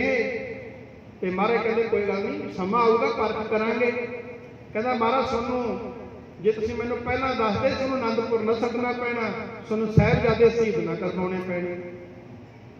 ਗੁਮਾਨ ਹੋ ਗਿਆ, ਸੇਵਾ ਵੀ ਕਰਦਾ, ਦੇਖੋ ਗੁਮਾਨ, ਪਰ ਉਹ ਗੁਮਾਨ ਵੀ ਮਹਾਰਾਜ ਨੇ ਦਾ ਕੱਢਣਾ ਸੀ। ਇਹਨੂੰ ਕਹਿੰਦੇ ਨੇ ਜਨਮ ਕਰਮ ਮਲ ਉਤਰ ਹੈ, ਉਹ ਕਰਮਾਂ ਦੀ ਮੈਲ ਲੱਗੀ ਸੀ, ਪਰ ਉਹਨੂੰ ਦੂਰ ਫਿਰ ਗੁਰੂ ਸਾਹਿਬ ਕਰਦੇ ਨੇ। ਉਹ ਸਿੱਖ ਬੰਦੂਕ ਲੈ ਕੇ ਆਇਆ, ਮਹਾਰਾਜ ਕਹਿੰਦੇ ਡੱਲਿਆ ਲਿਆ ਫਿਰ ਹੁਣ ਕੋਈ ਤੇਰਾ ਜਿਹੜਾ ਸੂਰਮਾ ਯੋਧਾ ਵੀ ਆ ਗੋਲੀ ਦੀ ਪਰਖ ਕਰਨੀ, ਬੰਦੂਕ ਦੀ ਪਰਖ ਕਰਨੀ ਹੈ। ਗਿਆ ਜਾ ਕੇ ਉਹਨਾਂ ਕੋਲ ਜਾ ਕੇ ਆਪਣੇ ਜਿਹੜੇ ਸੂਰਮੇ ਸੀ, ਕਹਿੰਦਾ ਆ ਜਾਓ, ਕਹਿੰਦਾ ਵੀ ਗੁਰੂ ਗੋਬਿੰਦ ਸਿੰਘ ਨੇ ਬੰਦੂਕ ਪਰਖ ਕੀਤੀ। ਉਹ ਕਹਿਣ ਲੱਗੇ ਵੀ ਅਸੀਂ ਜੰਗ ਦੇ ਮੈਦਾਨ 'ਚ ਤਾਂ ਲੜ ਸਕਦੇ, ਮੈਂ ਕਿਹੜਾ ਸਾਹਮਣੇ ਖੜੇ ਬੰਦੂਕ ਦੇ ਵੀ ਅਸੀਂ ਨਹੀਂ। ਉਹ ਕਹਿੰਦੇ ਤੁਸੀਂ ਮੁਕਤ ਹੋ ਜਾਓਗੇ, ਕਹਿੰਦੇ ਵੀ ਤੈਨੂੰ ਨਹੀਂ ਮੁਕਤੀ ਦੀ ਲੋੜ, ਤੂੰ ਖੜ ਜਾ ਕੇ। ਤੇ ਉਹ ਤੋਂ ਵਾਪਸ ਆ ਗਿਆ, ਮਹਾਰਾਜ ਕੋਲੇ ਆ ਗਿਆ, ਢਿੱਲਾ ਜਿਹਾ ਮੂੰਹ ਕੀਤਾ। ਮਹਾਰਾਜ ਕਹਿੰਦੇ ਹਾਂ ਵੀ ਢਿੱਲਿਆ, ਕਹਿੰਦਾ ਮਹਾਰਾਜ ਜੀ ਉਹ ਨਹੀਂ ਆਉਂਦੀ। ਮਹਾਰਾਜ ਕਹਿੰਦੇ ਚੰਗਾ ਫਿਰ ਸਾਡੇ ਵਾਲੇ ਬੈਠੇ ਨੇ ਦਰਖਤਾਂ ਥੱਲੇ, ਉਹ ਕਿਹੜਾ ਫਿਰ ਗੁਰੂ ਘਰ ਬਣੇ ਸੀ, ਦਰਖਤਾਂ ਥੱਲੇ ਤੰਬੂ ਲੱਗੇ। ਕਹਿੰਦੇ ਜਾ ਬੁਲਾ ਕੇ ਲੈ ਕੇ ਆ ਦੋ ਸਿੱਖਾਂ ਨੂੰ। ਗਿਆ ਤੇ ਜਾ ਕੇ ਜਦੋਂ ਆਵਾਜ਼ ਮਾਰੀ, ਕਹਿੰਦਾ ਜੀ ਦੋ ਸਿੱਖ ਚਾਹੀਦੇ ਨੇ। ਕਹਿੰਦਾ ਕਲਗੀਧਰ ਮਹਾਰਾਜ ਨੇ ਬੁਲਾਏ ਨੇ, ਕਹਿੰਦਾ ਬੰਦੂਕ ਪਰਖਣੀ ਆ, ਬਾਬਾ ਵੀਰ ਸਿੰਘ ਤੇ ਧੀਰ ਸਿੰਘ। ਤੇ ਦੋਵੇਂ ਗੁਰਮੁਖ ਪਿਆਰੇ ਭੱਜੇ, ਦਸਤਾਰ ਬੰਨ੍ਹਦੇ ਸੀ ਹੱਥ ਦੇ ਵਿੱਚ, ਲੜ ਉਵੇਂ ਭੱਜੇ ਆਉਂਦੇ ਨੇ ਬੰਨ੍ਹਦੇ। ਮਹਾਰਾਜ ਦੇ ਸਾਹਮਣੇ ਖੜ ਕੇ ਆ ਕੇ, ਉਹ ਅੱਗੇ ਵੀਰ ਸਿੰਘ ਅੱਗੇ ਹੋਵੇ ਕਿਤੇ ਧੀਰ ਸਿੰਘ ਅੱਗੇ, ਮਹਾਰਾਜ ਮੇਰੇ ਤੇ ਪਰਖੋ। ਮਹਾਰਾਜ ਕਹਿੰਦੇ ਦੋਵੇਂ ਖੜ ਜਾਓ। ਤੇ ਜਦੋਂ ਮਹਾਰਾਜ ਦੇ ਸਾਹਮਣੇ ਖੜੇ ਤੇ ਮਹਾਰਾਜ ਨੇ ਉੱਪਰ ਦੀ ਲੰਘਾਤੀ ਗੋਲੀ। ਡੱਲਾ ਕਹਿੰਦਾ ਮਹਾਰਾਜ ਉੱਪਰ ਦੀ ਲੰਘਾਉਣੀ ਸੀ, ਫਿਰ ਮਹਾਰਾਜ ਕਹਿੰਦੇ ਸਮਾਂ ਸੀ ਉਹ ਤਾਂ ਵੀ ਤੂੰ ਖੜ ਜਾਂਦਾ। ਤੇ ਗੁਰਮੁਖ ਪਿਆਰੇ ਮਹਾਰਾਜ ਕਹਿੰਦੇ ਤੇਰਾ ਇਹ ਗੁਮਾਨ ਕੱਢਣਾ ਸੀ, ਤੇਰੇ ਅੰਦਰ ਜਿਹੜਾ ਹੰਕਾਰ ਹੋ ਗਿਆ ਸੀ ਨਾ, ਇਹਨੂੰ ਮਿਟਾਉਣਾ ਸੀ। ਤੇ ਮਹਾਰਾਜ ਇਹ ਗੁਰੂ ਸਾਹਿਬ ਦੀ ਕਿਰਪਾ ਜਦੋਂ ਹੁੰਦੀ ਹੈ ਨਾ, ਸਤਿਗੁਰੂ ਦੀ ਕਿਰਪਾ ਹੁੰਦੀ ਹੈ, ਫਿਰ ਜਿਹੜੀ ਸਾਡੇ ਜਨਮਾਂ ਜਨਮਾਂਤਰਾਂ ਦੀ ਸਾਡੇ ਅੰਦਰ ਮੈਲ ਲੱਗੀ ਨਾ, ਕਰਮਾਂ ਰੂਪੀ ਮੈਲ ਆ, ਤੇ ਗੁਰਮੁਖ ਪਿਆਰੇ ਉਹ ਗੁਰੂ ਸਾਹਿਬ ਉਤਾਰ ਹਾਂਜੀ ਸਿੰਘ ਸਾਹਿਬ ਦੁਆਰੇ ਪੜਿਓ। ਜਨਮ ਕਰਮ ਮਲ ਉਤਰੈ, ਮਨ ਤੇ ਜਾਏ ਗੁਮਾਨ। ਜਨਮ ਕਰਮ ਮਲ ਉਤਰੈ, ਜਨਮਾਂ ਜਨਮਾਂਤਰਾਂ ਦੀ ਮੈਲ ਸਾਡੇ ਕਰਮਾਂ ਦੀ ਸਾਡੇ ਮਨ ਨੂੰ ਲੱਗੀ ਹੋਈ ਹੈ ਜਿਹੜੀ, ਉਹ ਉਤਰ ਜਾਂਦੀ ਹੈ। ਮਨ ਤੇ ਜਾਏ ਗੁਮਾਨ, ਮਨ ਦੇ ਵਿੱਚ ਜਿਹੜਾ ਹੰਕਾਰ ਹੁੰਦਾ ਉਹ ਵੀ ਫਿਰ ਗੁਰੂ ਸਾਹਿਬ ਆਪਣੀ ਸ਼ਰਨ ਦੇ ਵਿੱਚ ਲਿਆ ਕੇ ਕੱਢ ਦਿੰਦੇ ਹਨ ਜੀ। ਕਾਮ ਕ੍ਰੋਧ ਨ ਮੋਹੀਐ, ਬਿਨਸੈ ਲੋਭ ਸੁਆਨ। ਕਾਮ ਕ੍ਰੋਧ ਲੋਭ ਮੋਹ ਹੰਕਾਰ, ਗੁਰਮੁਖ ਪਿਆਰੇ ਇਹਨਾਂ ਨੂੰ ਜਿੱਤਣਾ ਬੜਾ ਮੁਸ਼ਕਲ ਹੈ। ਵੱਡੇ ਵੱਡੇ ਰਿਸ਼ੀ ਮੁਨੀ ਇਹ ਕਾਮ ਤੋਂ ਨਹੀਂ ਬਚ ਸਕੇ, ਕ੍ਰੋਧ ਤੋਂ ਨਹੀਂ ਬਚ ਸਕੇ, ਲੋਭ ਤੋਂ ਨਹੀਂ ਕੋਈ ਬਚ ਸਕਿਆ, ਮੋਹ ਹੰਕਾਰ ਤੋਂ ਨਹੀਂ ਕੋਈ ਬਚ ਸਕਿਆ। ਪਰ ਸਿੱਖ ਇਤਿਹਾਸ ਐਸਾ ਹੈ, ਜੇ ਗੁਰੂ ਨਾਨਕ ਸਾਹਿਬ ਤੋਂ ਲੈ ਕੇ 10ਵੇਂ ਪਾਤਸ਼ਾਹ ਤੱਕ ਗੱਲ ਕਰੀਏ, ਕਾਮ ਅਸਰ ਨਹੀਂ ਪਾ ਸਕਿਆ। ਆਪਾਂ ਇਤਿਹਾਸ ਪੜ੍ਹਦੇ ਹਾਂ ਨਾ, ਅੱਗੇ ਵੀ ਕਿਤੇ ਕਈ ਵਾਰੀ ਵਿਚਾਰ ਹੋਈ ਆ, ਰਾਜੇ ਸਿੰਘਨਾਭ ਨੇ ਪਰਖ ਕੀਤੀ ਸੀ, ਨੌਜਵਾਨ ਲੜਕੀਆਂ ਲਿਆ ਕੇ ਗੁਰੂ ਨਾਨਕ ਸਾਹਿਬ ਦੇ ਕੋਲ ਸੱਦੀਆਂ ਤੇ ਪਰਖ ਕੀਤੀ। ਸਤਿਗੁਰੂ ਜੀ ਪਰਖ ਦੇ ਵਿੱਚ ਪੂਰੇ ਹੋਏ, ਫੇਰ ਗੁਰੂ ਸਾਹਿਬ ਦਾ ਸ਼ਰਧਾਲੂ ਬਣਿਆ ਸੀ, ਮਹਾਰਾਜ ਚਰਨਾਂ 'ਚ ਡਿੱਗਿਆ ਸੀ, ਐਵੇਂ ਨਹੀਂ ਬਣ ਗਿਆ ਸੀ ਸਿੱਖ ਗੁਰੂ ਸਾਹਿਬ ਦਾ ਰਾਜਾ ਸਿੰਘਨਾਭ। ਫਿਰ ਜੇ 10ਵੇਂ ਪਾਤਸ਼ਾਹ ਦੀ ਗੱਲ ਕਰੀਏ, ਮਾਤਾ ਸਾਹਿਬ ਕੌਰ ਨੂੰ ਕੁਆਰਾ ਡੋਲਾ ਰੱਖਿਆ। ਅਜੇ ਉਮਰ 42 ਕੁ ਸਾਲ ਦੀ ਸੀ ਮਹਾਰਾਜ ਦੀ। ਸੰਤਾਨ ਵੀ ਪੈਦਾ ਕਰ ਸਕਦੇ ਸਨ, ਪਰ ਬਿੰਦੀ ਸੰਤਾਨ ਨਹੀਂ ਪੈਦਾ ਕੀਤੀ ਮਹਾਰਾਜ ਨੇ। ਉੱਥੇ ਮਾਤਾ ਸਾਹਿਬ ਕੌਰ ਦੀ ਝੋਲੀ ਖਾਲਸਾ ਪੰਥ ਪਾਇਆ ਮਹਾਰਾਜ ਨੇ। ਆਪਣੇ ਆਪ ਨੂੰ ਤੇ ਕੰਟਰੋਲ ਰੱਖਿਆ, ਰੋਕ ਕੇ ਰੱਖਿਆ ਕਾਮ। ਤੇ ਗੁਰਮੁਖ ਪਿਆਰਿਓ, ਇਹ ਇੱਕ ਸਿੱਖ ਇਤਿਹਾਸ ਦੇ ਵਿੱਚ ਮਿਸਾਲ ਹੈ ਵੀ ਆਪਣੇ ਆਪ ਤੇ ਕਾਬੂ ਪਾ ਕੇ ਰੱਖਣਾ, ਕਾਮ ਤੇ। ਕ੍ਰੋਧ ਨੂੰ ਅਸੀਂ ਧੀਰ ਰਸ ਦੇ ਵਿੱਚ ਬਦਲਿਆ ਮਹਾਰਾਜ ਨੇ। ਇਹ ਨਹੀਂ ਵੀ ਕਿਸੇ ਨੇ ਕੋਈ ਗਲਤੀ ਕਰਕੇ ਉਹਨੂੰ ਕ੍ਰੋਧ ਦੇ ਵਿੱਚ ਆ ਕੇ ਸਰਾਪ ਦੇ ਦਿੱਤਾ, ਨਹੀਂ। ਲੋਭ ਨਹੀਂ ਕੀਤਾ। ਜੇ ਲੋਭ ਕਰਦੇ ਗੁਰਮੁਖ ਪਿਆਰਿਓ, ਅਨੰਦਪੁਰ ਦਾ ਕਿਲਾ ਨਾ ਸਕਦੇ। ਕਿੰਨਾ ਕੁਝ ਸੀ ਜਿਹੜਾ ਸਤਲੁਜ ਦੇ ਵਿੱਚ ਬਹਾ ਦਿੱਤਾ ਮਹਾਰਾਜ ਨੇ, ਸਤਲੁਜ ਦੇ ਵਿੱਚ ਰੋੜ ਦਿੱਤਾ ਸੀ। ਮੋਹ ਨਹੀਂ ਕੀਤਾ। ਜੇ ਮੋਹ ਹੁੰਦਾ ਆਪਣੇ ਬੱਚਿਆਂ ਨੂੰ ਰੱਖ ਲੈਂਦੇ। ਤੇ ਗੁਰਮੁਖ ਪਿਆਰਿਓ, ਫਿਰ ਹੰਕਾਰ ਨਹੀਂ ਕੀਤਾ। ਨਿਮਰਤਾ ਇੰਨੀ ਗੁਰੂ ਸਾਹਿਬ ਦੇ ਵਿੱਚ, ਕਹਿੰਦੇ ਇੰਨੀ ਹੀ ਕਿ ਕਿਰਪਾ ਮੈਂ ਸੱਜੇ ਹਮ ਹੈ, ਨਹੀਂ ਮੋਹ ਸੇ ਗਰੀਬ ਕਰੋੜ ਪਰੇ। ਕਹਿੰਦੇ ਮੇਰੇ ਵਰਗੇ ਦਾ ਕਰੋੜਾਂ ਨੇ। ਗੁਰੂ ਸਾਹਿਬ ਕਹਿੰਦੇ ਇੰਨੀ ਨਿਮਰਤਾ ਗੁਰੂ ਸਾਹਿਬ ਦੇ ਵਿੱਚ। ਕਾਮ ਕ੍ਰੋਧ ਨਾ ਮੋਹੀ ਹੈ। ਕਹਿੰਦੇ ਕਾਮ ਕ੍ਰੋਧ ਲੋਭ ਮੋਹ ਹੰਕਾਰ ਜਿਹੜਾ ਉਹ ਮੋਹ ਨਹੀਂ ਸਕਦਾ। ਕਾਮ ਕ੍ਰੋਧ ਨਾ ਮੋਹੀ ਹੈ, ਬਿਨਸੈ ਲੋਭ ਸਮਾਨ। ਜਦੋਂ ਗੁਰੂ ਦੀ ਕਿਰਪਾ ਹੋ ਜਾਂਦੀ ਹੈ, ਸਤਿਗੁਰੂ ਦੀ ਕਿਰਪਾ ਹੋ ਜਾਂਦੀ ਆ, ਫਿਰ ਅੰਦਰੋਂ ਸਾਡੇ ਲੋਭ ਰੂਪੀ ਕੁੱਤਾ ਜਿਹੜਾ, ਸਮਾਨ ਕਹਿੰਦੇ ਨੇ ਕੁੱਤੇ ਨੂੰ, ਫਿਰ ਲੋਭ ਰੂਪੀ ਕੁੱਤਾ ਜਿਹੜਾ ਉਹ ਵੀ ਬਿਨਸ ਜਾਂਦਾ, ਉਹਦਾ ਵੀ ਨਾਸ ਹੋ ਜਾਂਦਾ ਹੈ ਲੋਭ ਰੂਪੀ ਕੁੱਤੇ ਦਾ। ਮਹਾਰਾਜ ਕਹਿੰਦੇ ਲੋਭੀ ਬੰਦੇ ਦਾ ਕਦੇ ਵੀ ਵਿਸਾਹ ਨਹੀਂ ਕਰਨਾ ਚਾਹੀਦਾ। ਲੋਭੀ ਕਾ ਵਿਸਾਹ ਹੋਣਾ ਕੀਜੈ, ਜੇ ਕਾ ਪਾਰ ਵਸਾਏ ਅੰਤ ਕਾਲ ਕਿੱਥੈ ਤੁਹੈ ਜਿੱਥੈ ਹੱਥ ਨਾ ਪਾਏ। ਲੋਭੀ ਬੰਦਾ, ਜਦੋਂ ਲੋਭ ਦਾ ਕੁੱਤਾ ਜਾਗਦਾ ਨਾ ਬੰਦੇ ਦੇ ਅੰਦਰ, ਉਹ ਫਿਰ ਗੁਰਮੁਖ ਪਿਆਰਿਆਂ ਨੂੰ ਆਪਣੇ ਪਰਾਏ ਦੀ ਪਰਖ ਨਹੀਂ ਰਹਿ ਜਾਂਦੀ। ਹਲਕੇ ਹੋਏ ਕੁੱਤੇ ਵਰਗੀ ਹਾਲਤ ਹੋ ਜਾਂਦੀ ਹੈ। ਜਿਵੇਂ ਹਲਕਿਆ ਕੁੱਤਾ ਉਹ ਘਰਦਿਆਂ ਨੂੰ ਵੱਢਣ ਲੱਗ ਜਾਂਦਾ, ਮਾਲਕ ਦਾ ਜਿਹੜਾ ਪਾਲਿਆ ਹੋਇਆ ਕਿਤੇ ਹਲਕ ਚੜ ਜੇ। ਇਸੇ ਤਰ੍ਹਾਂ ਹੀ ਜੇ ਲੋਭ ਦਾ ਹਲਕ ਚੜ ਜੇ ਬੰਦੇ ਨੂੰ, ਫਿਰ ਉਹ ਆਪਦੇ ਭੈਣ ਭਰਾ ਨਹੀਂ ਵੇਖਦਾ, ਉਹਨਾਂ ਨੂੰ ਵੱਢਣ ਲੱਗ ਜਾਂਦਾ। ਹਲਕਿਆ ਕੁੱਤਾ ਪਾਣੀ ਤੋਂ ਦੂਰ ਰਹਿੰਦਾ, ਤੇ ਜਿਹਨੂੰ ਹਲਕ ਚੜ ਜੇ ਉਹ ਗੁਰੂ ਦੀ ਬਾਣੀ ਤੋਂ ਦੂਰ ਰਹਿੰਦਾ, ਸਤਸੰਗ ਦੇ ਵਿੱਚ ਨਹੀਂ ਆਉਂਦਾ। ਹਲਕੇ ਕੁੱਤੇ ਦੀ ਪੂਛ ਸਿੱਧੀ ਹੋ ਜਾਂਦੀ ਹੈ, ਤੇ ਇਹ ਫਿਰ ਇਹਦੀ ਫਿਰ ਹੱਥਾਂ ਦੀਆਂ ਤਲੀਆਂ ਸਿੱਧੀਆਂ ਹੋ ਜਾਂਦੀਆਂ। ਥਾਂ ਤੇ ਮੰਗਦਾ ਫਿਰਦਾ ਵੀ ਇੱਥੋਂ ਵੀ ਮੈਨੂੰ ਕੁਝ ਮਿਲ ਜੇ, ਇੱਥੋਂ ਵੀ ਮਿਲ ਜੇ। ਹਲਕਿਆ ਕੁੱਤਾ ਗੁਰਮੁਖ ਪਿਆਰਿਓ ਭੱਜਦਾ ਵਾ, ਦੂਰ ਨੂੰ ਭੱਜਦਾ ਵਾ। ਇਹਦੇ ਫਿਰ ਅੰਦਰ ਤ੍ਰਿਸ਼ਨਾ ਜਾਗ ਪੈਂਦੀ ਹੈ, ਫਿਰ ਇਹਨੂੰ ਕਹਿੰਦਾ ਵੀ ਚਲੋ ਹੋਰ ਹੋਰ ਹੋਰ ਭੱਜਿਆ ਫਿਰਦਾ, ਦੌੜਦਾ ਫਿਰਦਾ। ਸੋ ਇਸ ਤਰ੍ਹਾਂ ਕਰਕੇ ਮਹਾਰਾਜ ਕਹਿੰਦੇ ਗੁਰੂ ਗ੍ਰੰਥ ਸਾਹਿਬ ਜੀ ਦੇ ਬਚਨ ਨੇ ਵੀ ਜਿਹੜਾ ਲੋਭੀ ਬੰਦਾ ਹੁੰਦਾ, ਉਹਦੀਆਂ ਹਲਕੇ ਹੋਏ ਕੁੱਤੇ ਵਰਗੀ ਹਾਲਤ ਹੋ ਜਾਂਦੀ ਹੈ।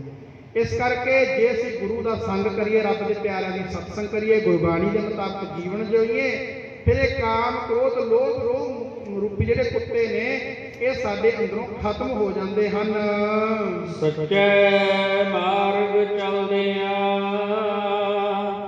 ਉਸਤਤ ਕਰੇ ਜਹਾਨ।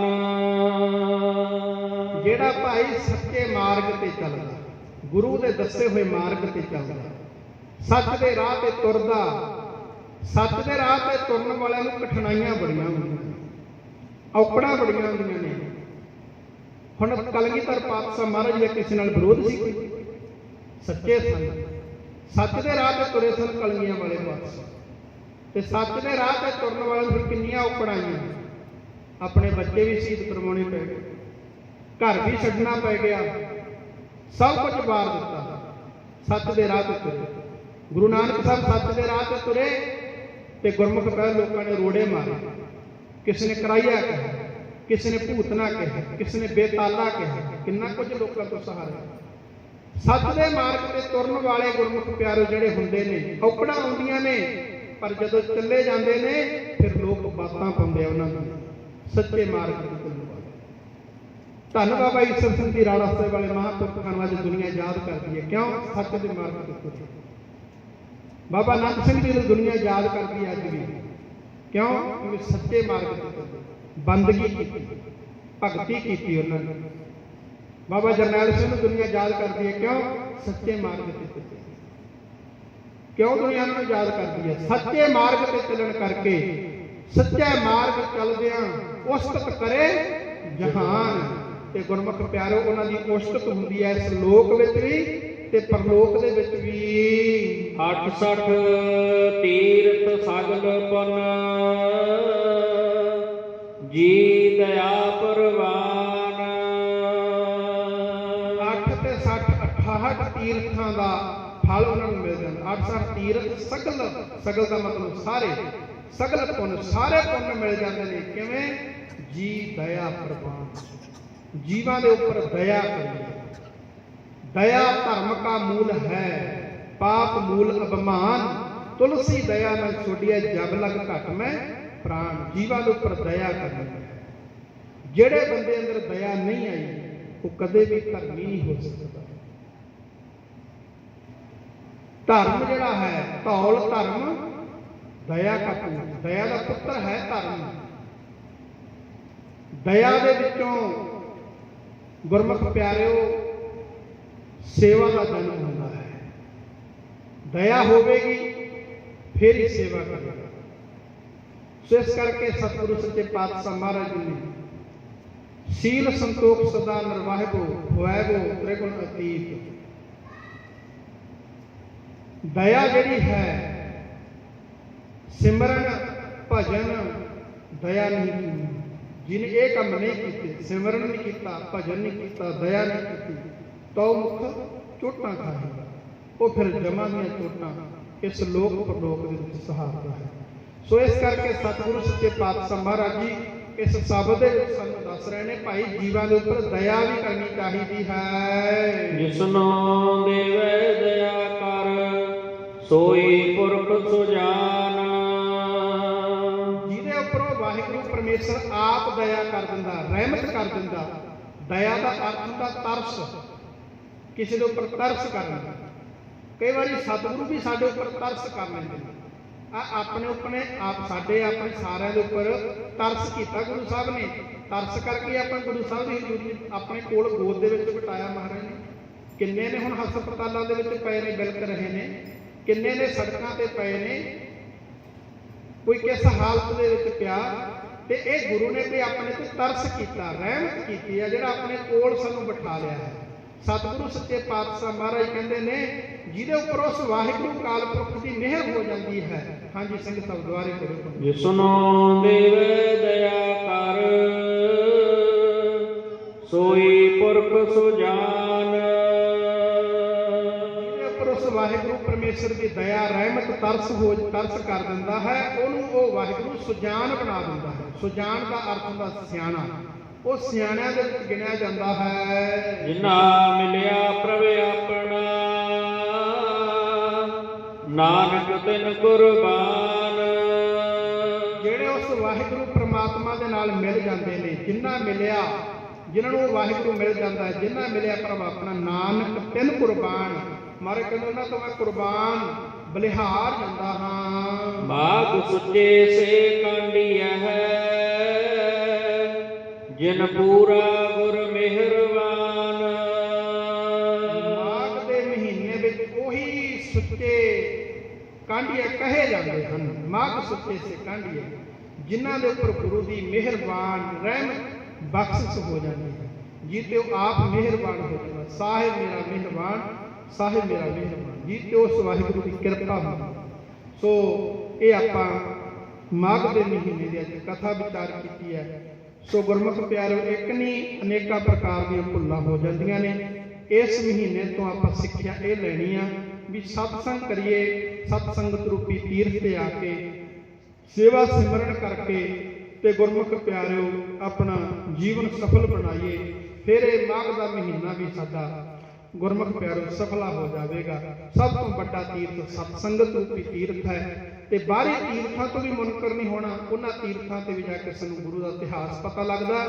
ਪਰ ਗੁਰਮੁਖ ਪਿਆਰੇ ਜੇ ਉੱਥੇ ਤੀਰਥਾਂ ਤੇ ਜਨਮ ਤੋਂ ਸਿੱਖਿਆ ਲੈ ਕੇ ਆਈਏ। ਪਰ ਸਭ ਤੋਂ ਵੱਡਾ ਤੀਰਥ ਗੁਰੂ ਗ੍ਰੰਥ ਸਾਹਿਬ ਮਹਾਰਾਜ ਨੇ। ਗੁਰੂ ਗ੍ਰੰਥ ਸਾਹਿਬ ਦੀ ਬਾਣੀ ਨੂੰ ਪੜ੍ਹੀਏ, ਇੱਥੋਂ ਸਾਨੂੰ ਸੱਚੀ ਸਿੱਖਿਆ ਤੇ ਸੱਚ ਦਾ ਰਸਤਾ ਮਿਲਣਾ। ਫਿਰ ਜਿਹੜੇ ਸੱਚੇ ਰਸਤੇ ਤੇ ਚੱਲਦੇ ਆ ਉਹਨਾਂ ਦੀ ਦੁਨੀਆ ਜੈ ਜੈਕਾਰ ਹੁੰਦੀ ਆ। ਸੋ ਇੰਨੀਆਂ ਕੁ ਬੇਨਤੀਆਂ ਪ੍ਰਵਾਨ ਕਰਨੀਆਂ। ਸਾਰੀਆਂ ਸੰਗਤਾਂ ਦਾ ਬਹੁਤ ਬਹੁਤ ਧੰਨਵਾਦ। ਸੋ ਇਸ ਅੱਜ ਹਫ਼ਤਾਵਾਰੀ ਸਮਾਗਮ ਤੇ ਵਿਕਟੋਰੀਆ ਦੀ ਸੰਗਤਾਂ ਵੱਲੋਂ ਰਲ ਮਿਲ ਕਰਕੇ ਗੁਰੂ ਕੇ ਲੰਗਰ ਔਰ ਦੇਗ ਦੀ ਸੇਵਾ ਕਰਵਾਈ ਜਾਂਦੀ ਹੈ। ਨਾਮਾਂ ਤੇ ਥਾਵਾਂ ਨੂੰ ਸਤਿਗੁਰੂ ਜੀ ਆਪ ਜਾਣਦੇ ਨੇ।